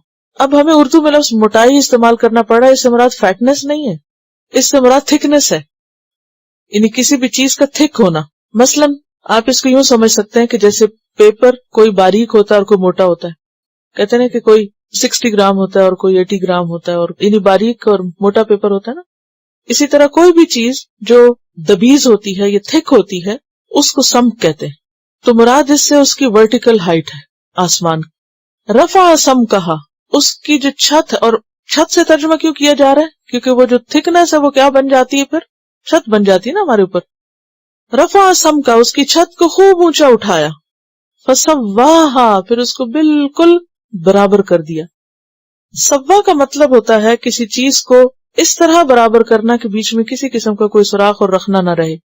سورۃ الملک میں آتا ہے نا ثم ارجع البصر کرتین ینقلب الیک البصر خاسئا وهو حسیر. تم بار بار نگاہ پلٹا کے دیکھو، آسمان میں تمہیں کسی قسم کا کوئی رخنہ نہیں ملے گا، کوئی سوراخ نہیں ملے گا، کوئی دراڑ نہیں ملے گی، کوئی اونچ نیچ نہیں ملے گی. کیسا ہے آسمان؟ آپ ایک اینڈ سے دوسرے اینڈ تک دیکھتے چلے جائیں تو کیا ایسے جیسے کسی نے خوب نوک پلک سنوار دی ہے، اس کی فنیشنگ ٹچز دے کر بالکل برابر کر دیا، ہموار کر دیا. جیسے آپ دیکھیں لکڑی کا کوئی فرنیچر بنتا ہے نا تو پہلے اس کو کٹائی کی جاتی ہے، پھر اس کے بعد اس کی رگڑائی کی جاتی ہے، پھر اس کے بعد اس کو پالش کیا جاتا ہے. جب پالش کر لیا جاتا ہے تو یہ جو آخری عمل ہے نا پالش کرنے کا، یہ ہے تسویہ، کہ اس کے بعد وہ بالکل اسموتھ ہموار برابر ہو گیا. تو اللہ سبحانہ وتعالیٰ نے بہت اونچی چھت اٹھائی ہے اس کی. آپ دیکھیں کہ کتنا اونچا ہے نا. آپ کے جہاز کہاں تک جاتے ہیں اور ابھی وہ بہت ہی نیچے ہوتے ہیں، اور اسی طرح بادل بھی اٹھتے ہیں، معلوم نہیں کیا کیا، لیکن وہ چھت اس تک کوئی پہنچ نہیں سکتا. انسانوں کی ریچ اور پہنچ سے بہت اونچی ہے. رفع سمکہا، اتنا اونچا چھت کسی انسان کے بس میں تو نہیں، کوئی انسان تو نہیں بنا سکا. دنیا میں ہم زیادہ زیادہ کتنی سٹوری بلڈنگ بنا سکتے ہیں؟ 120. وہ بھی ایک آدھی ہے نا. اور وہ کیا ہے؟ کچھ بھی نہیں، وہ بھی پرفیکٹ نہیں، اور اوپر سے جا کے دیکھے تو وہ بھی آپ کو چھوٹی سی چیز نظر آئے گی. تو اس رب کا کمال تمہیں نظر کیوں نہیں آتا؟ ایسی عمارتوں میں جا کے تو تم دل تھام لیتے، لفٹ سے چڑھنا پڑے تو تمہاری پلپٹیشن تیز ہو جاتی ہے. تو کہاں وہ آسمان؟ رفع سمکہا فسواہا. اور صرف یہ نہیں کہ اٹھا کے بس اوپر کر دیا، بلکہ اس کی خوب نوک پلک بھی سنواری، اس کو خوب فنیشنگ ٹچ دیا، کسی قسم کو کوئی عیب نہیں چھوڑا، اس میں کوئی سوراخ نہیں چھوڑا. اب دیکھیے کہ دنیا میں دیواروں کا تسویہ کرنا اور ان کو ہموار کرنا نسبتاً آسان ہوتا ہے، لیکن چھت کو پینٹ کرنا اور چھت کو ہموار کرنا معنی رکھتا ہے نا. رفع سمکہا فسواہا وَأَغْطَشَ لَيْلَهَا وَأَخْرَجَ دُحَاهَا. وَأَغْطَشَ لَيْلَهَا، اور اس نے ڈھانپ دیا، اندھیرا کر دیا اس کی رات کو، اس کی رات اندھیری کر دی. اغطش کا لفظ ہے نا غطش سے، غین پوشی، غطش، ویسے بولنے میں بھی غطش جو ہے اندھیرا ہے، یعنی اسے جڑا جمٹا وہ لفظ لگتا ہے نا، تو اس کی رات کو، کس کی رات کو؟ یعنی آسمان کی جو رات ہے اس کو اس نے اندھیرا کر دیا، یعنی رات کو آسمان پہ کیا ہوتا ہے؟ اندھیرا ہوتا ہے۔ وَأَخْرَجَ دُحَاهَا، اور نکالا اس کا دن۔ دحا کا لفظ جو ہے یہ دھوپ کے لیے بھی آتا ہے، دحوت ان کی جمع، دن کے وقت کے لیے، خاص طور پر صبح ارلی، جیسے چاشت کا وقت ہوتا ہے نا۔ کون سا وقت ہوتا ہے چاشت کا؟ حدیث میں آتا ہے نا جب اونٹوں کے بچوں کے پاؤں جلنے لگتے ہیں، ریت بہت جلدی گرم ہو جاتی ہے، اور اسی طرح رات کو بہت جلدی ٹھنڈی بھی ہو جاتی ہے۔ اور یہ تو آپ نے پڑھا ہی ہوگا سائنس میں کہ جو چیزیں جلدی گرم ہوتی ہیں وہ ٹھنڈی بھی جلدی ہوتی ہے، اور جو دیر سے گرم ہوتی ہے وہ دیر سے ٹھنڈی ہوتی ہے۔ جو چیز آپ مائکرو ویو میں گرم کرتے ہیں جلدی ٹھنڈی ہو جاتی ہے، جو ہلکی آنچ پہ دم لگ کے پکتی ہے وہ دیر سے ٹھنڈی ہوتی ہے۔ بہرحال تو ریت جو ہوتی ہے وہ جلدی ٹھنڈی ہو جاتی ہے اور جلدی گرم ہو جاتی ہے۔ تو یہ جو چاشت کا وقت وہ ہوتا ہے جب سورج طلوع ہو جاتا ہے اور خوب دھوپ چمکنے لگتی ہے، یعنی دھوپ کی پلاہٹ وغیرہ ختم ہو کے دھوپ چمک اٹھتی ہے، اور وہ وقت دن کا جو ہوتا ہے نا وہ زیادہ انسان کو اپنی طرف متوجہ کرتا ہے کہ دن چڑھا ہے نا، ایک دم جب دھوپ تیز ہو جاتی ہے۔ اغطش لیلہ واخرج ضحاها، رات کی تاریکی میں اگر آپ اپنی ونڈو سے باہر دیکھیں اور سوچیں کہ یہ کبھی روشن دن ہوگا تو یقین نہیں آتا کہ یہاں کبھی روشنی بھی ہوگی، اتنی شدید اندھیری رات ہوتی ہے۔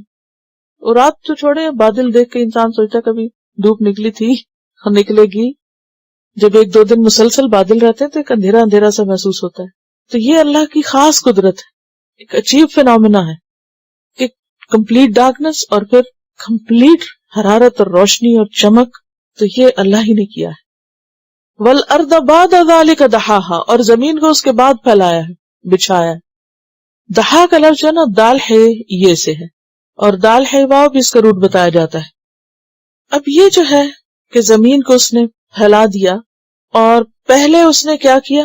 آسمان بنایا، پھر اس کے بعد آسمان میں یوں محسوس ہوتا ہے جیسے سورج وغیرہ بنا، کیونکہ اسی کی وجہ سے رات اور دن کا وقت پتہ چلتا ہے۔ اس کے بعد زمین وجود میں آئی۔ یہ بھی کہتے ہیں نا کہ زمین جو ہے یہ کسی اور سیارے سے چھوٹا ہوا ٹکڑا ہے، جو شروع میں کیا تھا؟ آگ کا گولا تھا، پھر ہزاروں سال اس پہ گزرے تو کیا ہوا؟ اس کا کرسٹ ٹھنڈا ہوا اور ابھی بھی اندر آگ ہے۔ تو یہ جو زمین ہے یہ بعد میں بنی ہے۔ والارض بعد ذالک، یعنی یہ رات دن کے بعد دحاہا، اس زمین کو بچھایا گیا ہے، تیار ہوئی ہے، یعنی اس کا دحا ہونا جو ہے یہ ایک طرح سے رہنے کے قابل ہونا ہے۔ اور عربی میں کہتے ہیں دحل مطر الحسا، بارش کنکریوں کو دور دور تک بہا کے لے گئی۔ اور دحوا کہتے ہیں شتر مرغ کا انڈا۔ زمین بھی کیسے، شیپ کیسے؟ اب آپ دیکھیں عربی ڈکشنری تو بہت پہلے سے، یہ تو اب آ کے انکشاف ہوئے ہیں کہ زمین اوول شیپ میں ہے، اور تو دحوتن کیا ہے؟ شتر مرغ کا انڈا۔ اور یہ اس وقت بھی کہتے تھے جب ابھی یہ ڈسکوریز نہیں ہوئی تھی۔ تو گویا زمین کو اس کے بعد اس نے بچھا دیا، یعنی پھیلا دیا، اور ایسی شکل دی اس کو کہ جو رہنے کے قابل ہو گئی، بالکل گول نہیں ہے، بال کی طرح۔ اور اس میں ہموار ہونے کا معنی بھی آتا ہے، صرف پھیلانا اور بچھانا نہیں بلکہ ہموار ہونا بھی۔ پھیلانا اور بچھانا پیچھے مہاد بھی آ چکا ہے۔ والارض بعد ذلك دحاها، سورۃ حمیم سجدہ میں آپ نے پڑھا تھا نا کہ قل أئنكم لتكفرون بالذي خلق الارض في يومين وتجعلون له اندادا ذلك رب العالمین، اور پھر وہاں اور تفصیل بھی آتی کہ اس میں ساری چیزیں رکھ دی جو انسان کی ضروریات کی تھی۔ وقدر فيها اقواتها، ایک طرف انسان ہے جو یہ کہتا ہے کہ مجھے کوئی دوبارہ نہیں اٹھا سکتا، دوسری طرف آسمان ہے، زمین ہے، اور زمین کے اندر پائی جانے والی چیزیں ہیں۔ اب ان دو کو کمپیئر کر کے بتایا جا رہا ہے کہ جس رب نے آسمان اور زمین کو ایک خاص طریقے پہ بنایا اور پھر سورج چاند نکالے، رات اور دن کا کانسیپٹ، وہ رب تمہیں دوبارہ کیوں نہیں اٹھا سکتا؟ وہ تمہیں دوبارہ کیوں نہیں پیدا کر سکتا؟ سب کچھ اس کے ہاتھ میں ہے۔ بنیادی طور پر یہ سارے دلائل دراصل آخرت کے وجود پر دلیل ہیں، اور رات اور دن جو ہے یہ دو نشانیاں بھی ہیں نا۔ وَجَعَلْنَا اللَّيْلَ وَالنَّهَارَ آیَتَيْنِ فَمَحَوْنَا آیَةَ اللَّيْلِ وَجَعَلْنَا آیَةَ النَّهَارِ مُبْصِرَةً۔ اخرج منها ماءها، نکالا اس سے اس کا پانی، کس سے؟ زمین سے، اس کا یعنی اس کے اندر سے نکالا، ومرعاہا اور اس کا چارہ، مرعا اصل میں کہتے ہیں چراگاہ کو، مرغزار کو، چراگاہ کو، اور رے عین یہ ہوتا ہے رعیون جاندار کی حفاظت کرنا اور اس کو باقی رکھنا۔ رائی کون ہوتا ہے؟ گڈریا۔ کیا کیا کام ہوتے ہیں اس کے؟ وہ بکریوں کو کھلاتا بھی ہے، ان کی حفاظت بھی کرتا ہے بھیڑیے سے، اور ان کے چرنے کی جگہ جو ہے اس کو بھی تلاش کرتا ہے اور ان کو پراپر کھانے پینے کا اور صحیح جگہ پر لے جا کر ان کی ضروریات کو پورا کرتا ہے۔ تو اخرج منہا ماءہا ومرعاہا، اس نے اس زمین سے پانی بھی نکالا اور گھاس چارہ بھی نکالا یعنی خوراک نکالی۔ والجبال ارساہا، اور پہاڑوں کو اس نے گاڑ دیا۔ ارسا یرسی، ارسا کا کیا معنی ہوتا ہے؟ لنگر ڈالنا۔ آپ کو یہ تو پتا ہے کہ لنگر ڈالنا کیا ہوتا ہے؟ یا ایسے ہی میں بولتی رہتی ہوں اور آپ کہہ دیتے ہاں ٹھیک ہے، یہ سنا ہوا ہم نے لنگر ڈالنا۔ اینکر ڈالتے، اس میں یہ ہے کہ جب جہاز بالکل کنارے پہ نہیں آ سکتے اور ان کو پیچھے انتظار کرنا پڑتا ہے، سمندر کے بیچ میں کھڑے ہونا پڑتا ہے، تو وہ اب ظاہر ہے کہ لہروں کی رحم و کرم پر ایک جگہ کھڑے ہوں، ادھر سے کوئی آئے تو اڑا لے جائے، ادھر تو دھکے پڑتے رہیں، تو وہ کیا کرتے ہیں بڑے بڑے بھاری پتھر نیچے ڈال دیتے ہیں، جس کی وجہ سے جہاز ہلتا نہیں ہے، اپنی جگہ پہ کھڑا رہتا ہے۔ اس کو کہتے ہیں لنگر ڈالنا، یعنی پانی کے اندر ڈال دینا تاکہ وہ جہاز وہاں ٹک جائے۔ پہاڑ زمین کے لیے کیا ہے؟ ایسے ہی ہیں جیسے وہ بھاری بوجھ کے پتھر ڈالے ہوئے ہیں اس کشتی کے لیے کہ یہ ہلے جلے نہیں۔ ان تمید بکم۔ والجبال ارساہا، پہاڑوں کو اس نے زمین کے اندر گاڑا ہے، لنگر کی طرح ڈالا ہے، اور اس کا ایک سرا اوپر بھی ہوتا ہے۔ متاعا لکم ولانعامکم، فائدے کی چیز تمہارے لیے اور تمہارے مویشیوں کے لیے، جانوروں کے لیے۔ کیا چیز تمہارے لیے اور تمہارے مویشیوں کے لیے؟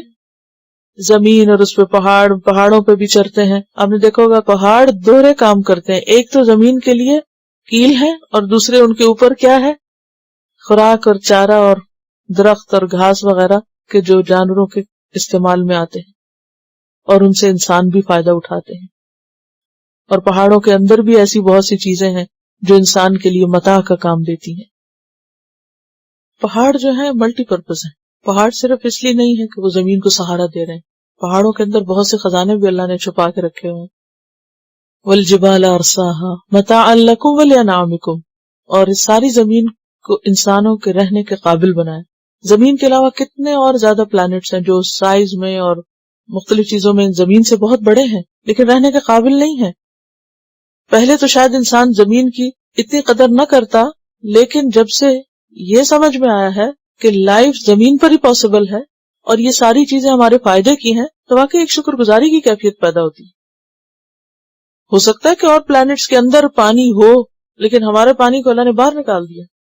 اخرج منہا ماءہا، اس کا پانی اس کے باہر لے آیا، اور پانی کا ایسی ریچ میں ہونا کہ وہ باہر آ سکے اور انسان اس سے فائدہ اٹھا سکے اور زندہ رہ سکے، یہ بھی اللہ کی بہت بڑی رحمت ہے۔ اور پھر بہت سے مرغزار اور جنگل ایسے ہیں جن پہ جانور چرتے ہیں یا ان میں رہتے ہیں، انسانوں نے نہیں اگائے، قدرتی۔ وہ کون تھا جس نے وہ کس نے بیج ڈالے، وہ کس نے بارش برسائی، کیسے کیسے جنگلات ہیں جو خود رو درخت ہیں، پودے ہیں اور طرح طرح کی جڑی بوٹیاں ہیں، اور ایسے ایسے خوبصورت ان کے مناظر اگر آپ ان کو جا کے دیکھیں تو حیرانی ہوتی ہے کہ جیسے باقاعدہ کسی نے ترتیب کے ساتھ کچھ پلانٹ کیا ہوا۔ کہہ رہی کہ امیزن جنگل کے بارے میں آتا ہے کہ دیکھ کر یوں لگتا ہے جیسے کسی انسان نے اسے باقاعدہ پلان کر کے پلانٹ کیا ہے، انسان نے تو نہیں کیا۔ اخرج منہا ماءہا ومرعاہا، یہ سب کچھ اللہ نے نکالا انسانوں کے لیے۔ اور یہاں آپ دیکھیے کہ یہ نہیں کہا کہ صرف تمہارے فائدے کے لیے بنائی ہے زمین، کہ تم سارے جنگل کاٹ دو یا جیسے چاہو اسے استعمال کرو۔ متاعا لکم ولانعامکم، اور تمہارے مویشیوں کے لیے بھی ہے، اور زمین پر جو جاندار ہیں ان کے لیے بھی ہے۔ تو انسان کو اپنی حدود میں رہنا چاہیے۔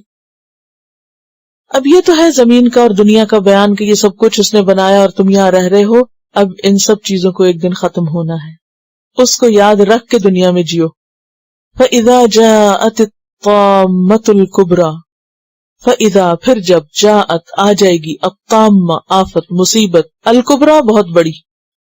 طامہ کا لفظ جو ہے یہ طا میم میم سے ہے، تم کہتے ہیں پانی سے بھرے ہوئے سمندر کو، یہ کسی چیز کا بھر جانا بھڑکتی آگ کے لیے بھی آتا ہے. تو بنیادی طور پر طامہ ایسی مصیبت کو کہتے ہیں جو باقی سب مصیبتوں پہ چھا جائے. دنیا میں آپ دیکھیں ہمیں طرح طرح کے مسائل رہتے ہیں، کبھی ایک پرابلم ہے کبھی دوسرا، اور زمین کے بارے میں طرح طرح کے جو مسائل سامنے آتے ہیں. ابھی جو ذکر ہو رہا تھا کہ جو جنگل کاٹے جا رہے ہیں ان کو کمپنسیٹ نہیں کیا جا سکتا، 1000 سال تک بھی اگر انسان لگا رہے کوشش کر کے، جو نقصان انسان کے اپنے ہاتھوں نے کیا. یہ سب مصیبتیں ہیں جو انسان کی اپنی پیدا کی ہوئی ہیں، جو زمین کے ساتھ وہ زیادتی کرتا ہے. اور جتنے بھی انوائرمنٹ کے مسائل ہیں یہ مسائل اپنی جگہ ہیں اور انسان کے لیے دن بدن بیماریوں اور تکلیفوں کا سبب بنتے چلے جا رہے ہیں. لیکن ان سب مصیبتوں پر بھاری مصیبت ایک اور ہے، اس کی طرف بھی توجہ دو.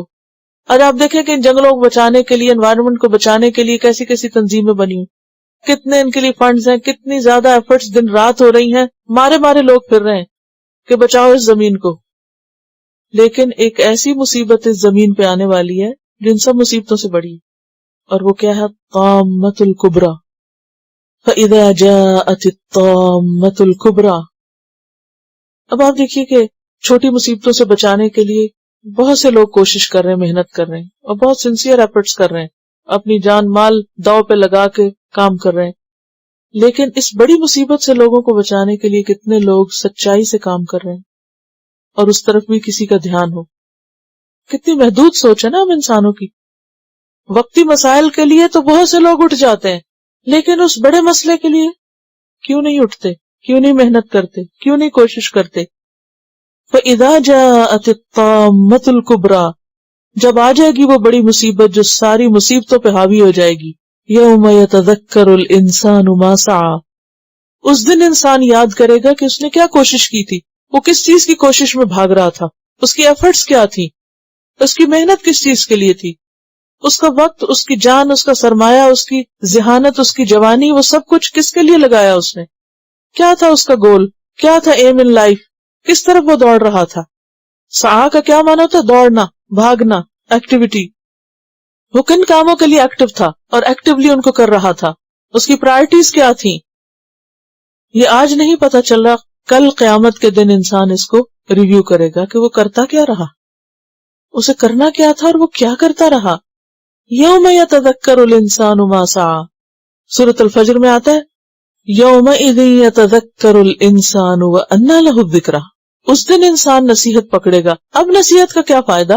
اب اگر خیال آ بھی گیا کہ ہم نے غلط کیا، ہمیں اس دن کے لیے بھی کچھ کرنا تھا، تو اس دن تو کوئی کچھ نہیں کر سکے گا. وَبُرِّزَتِ الْجَحِيمُ لِمَنْ يَرَىٰ. اور کھول دی جائے گی جہنم ہر اس شخص کے لیے جو دیکھ رہا ہوگا. ہر دیکھنے والے کے لیے جہنم کھول دی جائے گی، یعنی سامنے لے آئی جائے گی. سورۃ الشعراء میں آتا ہے وَبُرِّزَتِ الْجَحِيمُ لِلْغَاوِينَ. یہ کب ہوگا؟ قیامت کے دن، جب انسان کے ہاتھ میں اس کی اپنی کتاب ہوگی اور اسے کہا جائے گا وَنُخْرِجُ لَهُ يَوْمَ الْقِيَامَةِ كِتَابًا يَلْقَاهُ مَنْشُورًا. اس کا نام اعمال اس کے آگے کھلا پڑا ہوگا. کہا جائے گا اقرأ کتابک، پڑھو اپنی کتاب، خود پڑھو. کفا بنفسک اليوم علیک حسیبا. آج اپنا حساب لگانے کے لیے تم خود ہی کافی ہو، کسی اور کو تمہیں بتانے کی ضرورت نہیں، کیونکہ سارے اسٹیٹسٹکس ہوں گے اس میں. کل جو ہم نے احصاء کی بات پڑھی تھی، عربی میں احصائیات اسٹیٹسٹکس کو کہتے ہیں.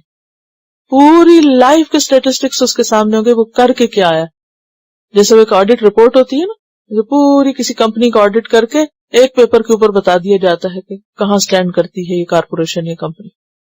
اسی طرح ہر انسان کی آڈٹ رپورٹ اس کے اپنے ہاتھ میں ہوگی، اس کو ریویو کر کے دے دیا جائے گا یہ ہو تم، اسے اب خود ہی پڑھ لو. کسی نے تم پہ کوئی ظلم نہیں کیا، کوئی زیادتی نہیں کی. ساری زندگی کے اوقات، اعمال جو تمہیں ملا وہ بھی لکھا ہوا، اوپننگ بیلنس بھی موجود ہے، جو تم نے خرچ کیا، جو تم نے جمع کیا، سب کچھ وہاں ہے. خود ہی دیکھو اس کو. اقرأ کتابک کفا بنفسک اليوم علیک حسیبا. اور حسیبہ کون ہوتا ہے؟ حساب کرنے والا، چیک اینڈ بیلنس. خود ہی اپنا چیک کر لو. اور اس حال میں کہ وہ انسان اپنا نامہ اعمال وہ کاغذ لے کے کپ کپا رہا ہوگا کہ سامنے جہنم دہکتی شعلوں کے ساتھ نظر آ جائے گی اس کو، اور وہ اپنا فیصلہ خود ہی کر لے گا کہ اسے اب جانا کہاں ہے. فَأَمَّا مَنْ طَغَىٰ. تو جس نے بھی سرکشی کی، جیسے فرعون کے لیے لفظ ہے نا طغا، اور اس کے بعد جس کسی نے بھی ایسا کیا، اپنے آپ کو بڑی چیز سمجھا، تکبر کا شکار رہا. وَآثَرَ الْحَيَاةَ الدُّنْيَا. اور اس نے دنیا کی زندگی کو ترجیح دی، پریفر کیا. آثر یؤثر ایثار ویؤثرون علی انفسہم ولو کان بہم خصاصہ، پیچھے پڑھ چکے ہیں آپ یہ لفظ. اثر کا کیا مطلب ہوتا ہے؟ ترجیح دینا. جس نے دنیا کی زندگی کو اپنی پرائرٹی بنائے رکھا، دنیا کی کامیابی کامیابی، دنیا کی ناکامی ناکامی، ہر وقت دنیا دنیا دنیا کا فکر اور آخرت بھولی رہی اس کو، فإن الجحیم ہی المأویٰ، تو جہنم اس کا ٹھکانہ ہوگی. کیوں؟ اس لیے کہ اس کو آخرت کی فکر ہی نہیں تھی، لہٰذا اس کے لیے کچھ کیا ہی نہیں اس نے. انسان وہی کرتا نا جو اس کے ذہن میں ہوتا ہے، جو اس کے دل میں جس چیز کا غم اور فکر ہوتی. ہمارے دل میں اگر دنیا کی اہمیت ہے، دنیا کا غم فکر ہے، تو اسی کے لیے بھاگیں گے، اور آخرت کا ہے تو خواہ دنیا کے لیے کچھ کریں مگر دھیان وہی لگا رہے گا کہ واپس جانا ہے. فإن الجحیم ہی المأویٰ، اور مأویٰ کس سے؟ آوا یوں بھی ایوا یعنی مستقر ٹھکانہ. وَأَمَّا مَنْ خَافَ مَقَامَ رَبِّهِ، اور لیکن وہ جو ڈرا اپنے رب کے سامنے کھڑے ہونے سے. وہ جو روز قیامت کیا ہوگا اس میں آپ نے سنا ہوگا اور پڑھا بھی ہوگا قیامت کے بیان میں کہ ہر انسان اپنے رب کے سامنے جا کر کھڑا ہوگا، اس حال میں کہ اس کے دائیں ہاتھ میں اس کے نیک اعمال اور بائیں میں برے اعمال، اور جہنم سامنے دہک رہی ہوگی. اس موقع پر آپ نے فرمایا تھا اے لوگو اس آگ سے بچنے کی فکر کرو، خواہ کھجور کا آدھا ٹکڑا ہی کیوں نہ دو. یعنی اگر تمہارے پاس بہت نہیں، ایک کھجور ہے تو آدھی کھا رہے ہو تو آدھی اللہ کے راستے میں دو. یعنی کچھ ہی کرو، منیمم بھی ہے تو بھی کچھ کرو، کوئی عذر نہیں. تو جو اپنے رب کے سامنے کھڑے ہونے سے ڈرے کہ مجھے وہاں جا کے کھڑے ہونا ہے، اور یہ حقیقت ہے. وَنَهَى النَّفْسَ عَنِ الْهَوَىٰ، اور روک لیا اس نے اپنے نفس کو خواہشات سے. ہوا کس کو کہتے ہیں؟ خواہش نفس کو، دل کی باتیں، دل کی مرضی جو غلط طرف لے جانے والی ہو. نفس لوامہ کی آواز سن لی جس نے. وَإِنَّ الْجَنَّةَ هِيَ الْمَأْوَىٰ، تو جنت یقیناً اس کا ٹھکانہ ہوگی. حضرت ابو ہریرہ نے روایت کیا ہے کہ رسول اللہ صلی اللہ علیہ وسلم نے فرمایا دوزخ خواہشات نفس سے ڈھکی ہوئی ہے، اور مسلم کی روایت میں آتا ہے گھری ہوئی ہے. حفت الجنت بالمکارہ وحفت النار بالشہوات، نار یعنی آگ، حفت گھری ہوئی ہے کس سے؟ بالشہوات، خواہشات نفس سے. اور جنت ناپسندیدہ چیزوں سے ڈھکی ہوئی ہے. جنت میں پہنچنے کے لیے ساری ان باتوں کو کرنا ہوگا جو ہمارے دل کو اچھی نہیں لگتی، اور وہ کرنی ضروری ہے. ان کو جب تک کراس نہیں کریں گے تو اصل منزل تک نہیں پہنچ سکیں گے. اچھا ہم کس چیز کو پریفر کرتے ہیں؟ ہم کیا ترجیح دیتے ہیں؟ کیا کام کرنا چاہتے ہیں؟ جو ہماری مرضی ہو، جو ہمیں اچھا لگے، جس میں ہمارا دل لگے، خواہ وہ بیکار ہو، آخرت میں کسی کام کر لیتے ہیں، ہم اس کو انجوائے کرتے ہیں. اور پھر ہم طرح طرح کے عذر بہانے کرتے ہیں، نہیں ہماری انسٹنکٹ میں ہے یہ، اور اللہ نے ہمیں بنایا ہی ایسا ہے، اور ہم ایسے ہی ہیں بس، اور یہی ہمیں کرنا ہے. چاہے بیکار سے بیکار کاموں میں لوگ لگے رہے، مشغلے جن کا کوئی فائدہ نہ دنیا میں نہ آخرت میں، تو ٹائم کل کرتے رہتے ہیں، وقت ضائع کرتے رہتے ہیں، اور اس زندگی کی قدر نہیں کرتے. دیکھیے اگر واقعی انسان اللہ سے ڈرتا ہو نا، اس کو فکر ہو کہ اللہ کے سامنے کھڑے ہونا ہے، کتنی دفعہ اپنے آپ کو، اپنی ایروگنس کو، اپنی سرکشی کو، کتنی چیزوں کو کرب کرنا پڑتا ہے، کتنی چیزوں کو انسان کو پیچھے پھینکنا پڑتا ہے کہ نہیں کوئی غلط کرتا تو میرے پاس جواز نہیں غلط کرنے کا، کوئی میرے ساتھ برا ہے تو مجھے نہیں کرنا ایسے، حرام حرام ہے، حلال حلال ہے، جائز جائز ہے، ناجائز ناجائز ہے، مجھے اس لیے نہیں کرنا کہ کسی نے میرے لیے اس کو جائز کر دیا. ویسے بھی کہا جائے گا نا ادخلوا الجنۃ بما کنتم تعملون، کچھ کر کے آؤ گے تو دروازے کھلیں گے. فإن الجنۃ ہی المأویٰ، اور یہ جو کہا گیا نا ہی المأویٰ، وہی بس اس کا ٹھکانہ، کچھ اور نہیں. لیکن یہ کس کا ہے؟ جو خواہشات نفس کو کنٹرول کر سکے. یسألونک عن الساعۃ، پوچھتے ہیں آپ سے قیامت کے بارے میں. ایان مرساہا، کب آئے گا اس کا ٹھہرنا، ثابت ہونا، واقع ہونا، کب واقع ہوگی؟ مرسا جو ہے نا یہ مصدر میمی بھی ہے، اور ارسا کا کیا معنی؟ ٹھہرنا، بحری جہاز کو لنگر انداز کرنا، ثابت کرنا، کیل ٹھوکنا. فیما انت من ذکراہا، فیما کس چیز میں، انت تم، ذکراہا اس کا ذکر، یعنی کس چیز میں تم اس کا ذکر کر رہے ہو، یعنی اس کے ذکر سے تمہارا کیا کام. الی ربک منتہاہا، تو تیرے رب کی طرف اس کا منتہا یا انجام ہے، اس کے علاوہ تو کوئی نہیں جانتا اس کو. اور آپ کا کام کیا ہے؟ انما انت منذر من یخشاہا، آپ تو ڈرانے والے ہیں اس کو جو اس سے ڈرتا ہو. آپ تو اسی کو خبردار کر سکتے ہیں جو اس سے ڈرنے والا ہو. کس سے؟ قیامت سے. ہا کی ضمیر سا کی طرف جا رہی ہے. یہ ساری ضمائر جو ہے نا، ذکرہ ہا اور منتہا ہا اور یا یخشا ہا، یہ سب انسا کے بارے میں ہے. اصل میں لوگ نبی صلی اللہ علیہ وسلم سے بار بار پوچھتے تھے کب آئے گی قیامت. جب بھی آپ کہتے قیامت آئے گی تو وہ یہ کہنے کے بجائے اچھا پھر ہمیں کچھ تیاری کر لینی چاہیے، تو وہ کیا کہنے لگتے کب آئے گی. ایک اور جگہ پر آتا ہے یسألک الناس عن الساعة، لوگ آپ سے پوچھتے ہیں قیامت کب آئے گی. قل انما علمها عند اللہ، اور جب آئے گی تو کیا ہوگا؟ ثقلت فی السماوات والارض، آسمان و زمین پہ بہت بھاری وقت ہوگا. لا تأتیکم الا بغتہ، اچانک آ جائے گی. یسألونک کأنک حفی عنہا قل انما علمها عند اللہ، اس کا علم صرف اللہ کے پاس ہے. ان اللہ عندہ علم الساعة، اور آپ کا کام کیا ہے؟ انما انت منذر من یخشاہا، آپ بس خبردار کرتے رہیں اس سے لوگوں کو جو بھی اس سے ڈرے. کأنہم یوم یرونہا، گویا کہ جس دن وہ اس کو دیکھ لیں گے، جس دن قیامت ان کے سامنے آئے گی. لم یلبسو، تو وہ کیا کہیں گے؟ نہیں وہ ٹھہرے کہاں، دنیا میں یا قبروں میں. الا عشیۃً، مگر دن کا پچھلا پہر، او ضحاہا، یا پہلا پہر. مرنے کے بعد انسان کو اپنی پچھلی زندگی کتنی لگے گی؟ ایک دن نہیں، عشیۃً، پچھلا پہر. عشیہ کب سے ہوتا ہے؟ زوال کے بعد سے لے کے شام تک. اور ضحیٰ کب سے ہوتا ہے؟ سورج نکلنے سے لے کر زوال سے پہلے تک، آدھا دن، آدھا دن. الا عشیۃً او ضحاہا، یعنی دنیا کی زندگی اور قبر کی زندگی آخرت کے مقابلے میں صرف دن کا اگلا یا پچھلا پہر لگے گا. بعض جگہوں پر آتا ہے نا، لوگ کہیں گے یومن او بعد یوم، دن یا دن کا کچھ حصہ. ایک جگہ آتا ہے لبثتم الا عشرا، بس 10 دن ٹھہرے ہیں.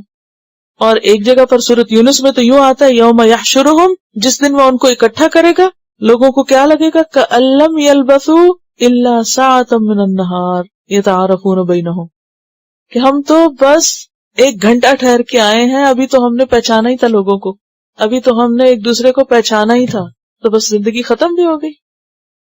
آج ہم سوچیں جتنی بھی ہم میں سے کسی کی زندگی ہے، پچھلی زندگی کی طرف توجہ کر کے کیا ہم سیٹسفائیڈ ہیں کہ جو ہمیں کرنا چاہیے تھا ہم نے کر لیا؟ نہیں نا. ابھی کہتے ابھی تو بہت کچھ کرنا ہے. ہم میں سے ہر ایک یہ کہتا ہے نا، ہر ایک، چاہے وہ 10 سال کا یا 20 یا 30 یا 40 یا 50، ہر ایک یہ کہتا ہے ابھی تو بہت کچھ کرنے والا ہے، ابھی تو مرنے کے لیے تیار ہی نہیں ہوں میں، ابھی تو اللہ بہت کچھ کرنا ہے. اور ساری زندگی ایسے گزر جاتی ہے، ابھی تو بہت کچھ کرنا ہے، جی کب جی نہیں بھرتا، ابھی تو بہت کچھ کرنا ہے. لیکن کب کریں گے؟ فرصت نہیں ہے نا ہمیں ابھی. کب ہوگی؟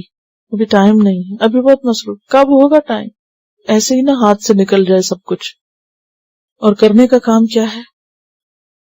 کرنے کا کام کیا ہے؟ تزکیہ، اپنا تزکیہ اور دعوت اللہ، لوگوں کو اللہ کی طرف بلانا، اور باقی دنیا کے کام سب ساتھ ساتھ ہوتے ہی رہتے. یہ جو بات آئی نا وَنَهَى النَّفْسَ عَنِ الْهَوَىٰ، تو اس کے بارے میں تھوڑی سی بات مزید کرنا چاہوں گی کہ انسان اپنے آپ کو کس طرح خواہش سے روکے. خواہش نفس سے روکنا کیا ہوتا ہے؟ یہ جو آیت ہے اس میں جنت کے ٹھکانے کی 2 شرطیں بتائی گئی. اگر دیکھا جائے تو بات ایک ہی ہے دونوں میں. ایک ہے اللہ سے ڈرنا اور دوسرا خواہش نفس کو روکنا. خواہش نفس کو وہی روک سکتا ہے جس کے دل میں اللہ کا ڈر ہے، اور جس کے دل میں اللہ کا ڈر ہوگا وہ کیا کرے گا؟ خواہش نفس رک جائے گا. سب سے پہلا کرنے کا کام یہ کہ انسان اپنے عقائد کی اصلاح کرے. کوئی ایسی چیز جو اللہ کو پسند نہ ہو اس میں، یعنی کسی قسم کا شرک اور ریاکاری اور دکھاوا، ان چیزوں سے بچے. دوسرا درجہ یہ ہے کہ انسان گناہ کا اگر ارادہ کرے تو فوراً سوچے کہ مجھے تو حساب دینا، میں تو افورڈ نہیں کر سکتا. حضرت نعمان بن بشیر کی حدیث میں ہے، آپ نے فرمایا جس نے شبہات سے پرہیز کر لیا، یعنی شک والی باتیں چھوڑ دی، اس نے اپنی آبرو اور دین کو بچا لیا. اور جو شخص مشتبہ میں مبتلا ہو گیا وہ بالآخر محرمات میں مبتلا ہو کر رہے گا. یعنی جو شک والی باتوں کے پاس گیا وہ ایک دن حرام میں بھی پڑ جائے گا. اور مشتبہات کون سی ہوتی ہیں؟ جن کے جائز اور ناجائز ہونے دونوں کا احتمال ہوتا ہے. کبھی دل کہتا ہے ٹھیک ہے، کبھی کہتا ہے نہیں، تو بہتر ایسے کام چھوڑ دیے جائیں. پھر اسی طرح یہ ہے کہ ہوائے نفس میں وہ چیزیں بھی شامل ہیں جو ہماری عبادات کو سپائل کر دیتی ہیں. صرف یہ نہیں کہ ہماری ہوائے نفس کہتی نماز نہ پڑھو اور سو جاؤ، یہ تو ایک درجہ. جب آپ اس سے نکل آتے ہیں اور نماز کے لیے کھڑے بھی ہو جاتے ہیں تب بھی ہوائے نفس بیچ میں آ جاتی ہے. کیسے؟ جلدی جلدی پڑھنا، اس میں کوئی خشوع و خضوع نہ ہونا، پڑھ کر اپنے آپ کو بڑا نیک سمجھنے لگنا، عجب کا شکار ہو جانا، جو نہ پڑھ رہا ہو اس کے مقابلے میں خود کو بڑی اعلیٰ چیز تصور کرنا اور اس پر وقت بے وقت کی تنقید کرنا. حضرت یعقوب کرخی فرماتے ہیں کہ میں اپنی ابتدائی عمر میں نجار تھا. نجار کون ہوتا ہے؟ بڑا ہی لکڑی کا کام کرنے والا، کارپینٹر کہہ لیں. میں نے اپنے نفس میں سستی اور باطن میں ایک قسم کی ظلمت محسوس کی، یعنی کہ اپنے اندر میں نہیں پاتا تھا کہ کوئی نیکی کا کام خوشی سے کروں. تو میں نے ارادہ کیا کہ کچھ دن روزے رکھ لوں، تو اس سے میرا نفس ذرا تزکیہ ہو جائے گا تاکہ غفلت اور سستی دور ہو جائے. اتفاقاً روزے کی حالت میں ایک روز میں اپنے شیخ کے پاس حاضر ہوا. شیخ نے مہمانوں کے لیے کھانا منگوایا، مجھے بھی کھانے کے لیے کہا، اور کہنے لگے بہت برا بندہ ہے جو اپنی ہوائے نفس کا بندہ ہو، جو اس کو گمراہ کرے. اور فرمایا کہ کھانا کھا لینا اس روزے سے بہتر ہے جو ہوائے نفس کے ساتھ ہو. تو اس وقت مجھے احساس ہوا کہ میرا نفس خود پسندی کا شکار ہے، یعنی میں اپنے آپ کو دوسروں سے بہتر سمجھ رہا ہوں کہ جنہوں نے روزہ نہیں رکھا ہوا. تو پھر انہوں نے ان سے پوچھا ایسی کیفیت کا علاج کیا ہے؟ انہوں نے کہا کہ استغفار کرنا. یعنی جب بھی یہ خیال آنے لگے کہ میں دوسروں کے مقابلے میں نیک ہوں یا بہتر ہوں، میں تو روزے سے ہوں اور تو کسی کا روزہ ہی نہیں آج، اور میں تو تہجد پڑھتا ہوں اور دوسرا تو کو پڑھتا ہی نہیں، لہٰذا میری ان نیکیوں کی وجہ سے میں سب سے اچھا ہوں. یہ بھی ہوائے نفس ہے، اپنی نیکیوں پہ پھولنا اور اپنے آپ کو زیادہ بہتر سمجھنا اور دوسروں کو حقیر سمجھنا. آپ کو کیا پتا دوسرے کہاں کہاں اور کیا نیکی کے کام کرتے ہیں کہ جو آپ سے آگے نکل گئے ہوں. تو ہوائے نفس صرف یہ نہیں ہوتی کہ انسان حرام میں پڑ جائے، بعض اوقات حلال کام کرتے ہوئے، عبادت کرتے ہوئے، نیکی کے کام کرتے ہوئے بھی انسان عجب کا شکار ہو جاتا ہے. عجب کیا ہوتا ہے؟ خود پر خوش ہونا، اپنی نیکیوں پہ خوش ہونا، اور اس طرح کا خوش ہونا کہ اپنے آپ کو بہتر سمجھنے لگے. نبی صلی اللہ علیہ وسلم نے فرمایا لا یؤمن احدکم حتی یکون ہواہ تبعا لما جئت بہ. تم میں سے کوئی شخص اس وقت تک مومن نہیں ہو سکتا جب تک کہ اس کی خواہش نفس اس چیز کے تابع نہ ہو جائے جو میں لے کر آیا ہوں. چلیے کی تلاوت سنیے. اللہم و بحمدک نشہد ان لا الہ الا انت نستغفرک و نتوب الیک. السلام علیکم و رحمۃ اللہ وبرکاتہ. Quran vocabulary 100%. The best application to understand Quran. Study with flashcards. Word list. Learn 25% of Quran vocabulary in 7 days. Multiple MCQs to practice and test vocabulary. Single choice. Multiple choice. True, false. Bookmark difficult words. Study wrongly answer words. Test your skills. 12 essential grammar lessons at Learn Quranic Grammar. You can select number of word to study from bookmarks. Select number of times wrongly answered words for study. Test your skills with multiple choice flashcard, true, false, matching words and single choice MCQs. Grammar lessons are available in PDF format. Native Quranic and Urdu fonts. Available at Google Play and Apple App Stores. Download it today to contribute in the Islamic Apps Development Project. Quran vocabulary 100% in Urdu. Visit smartappsweb.com.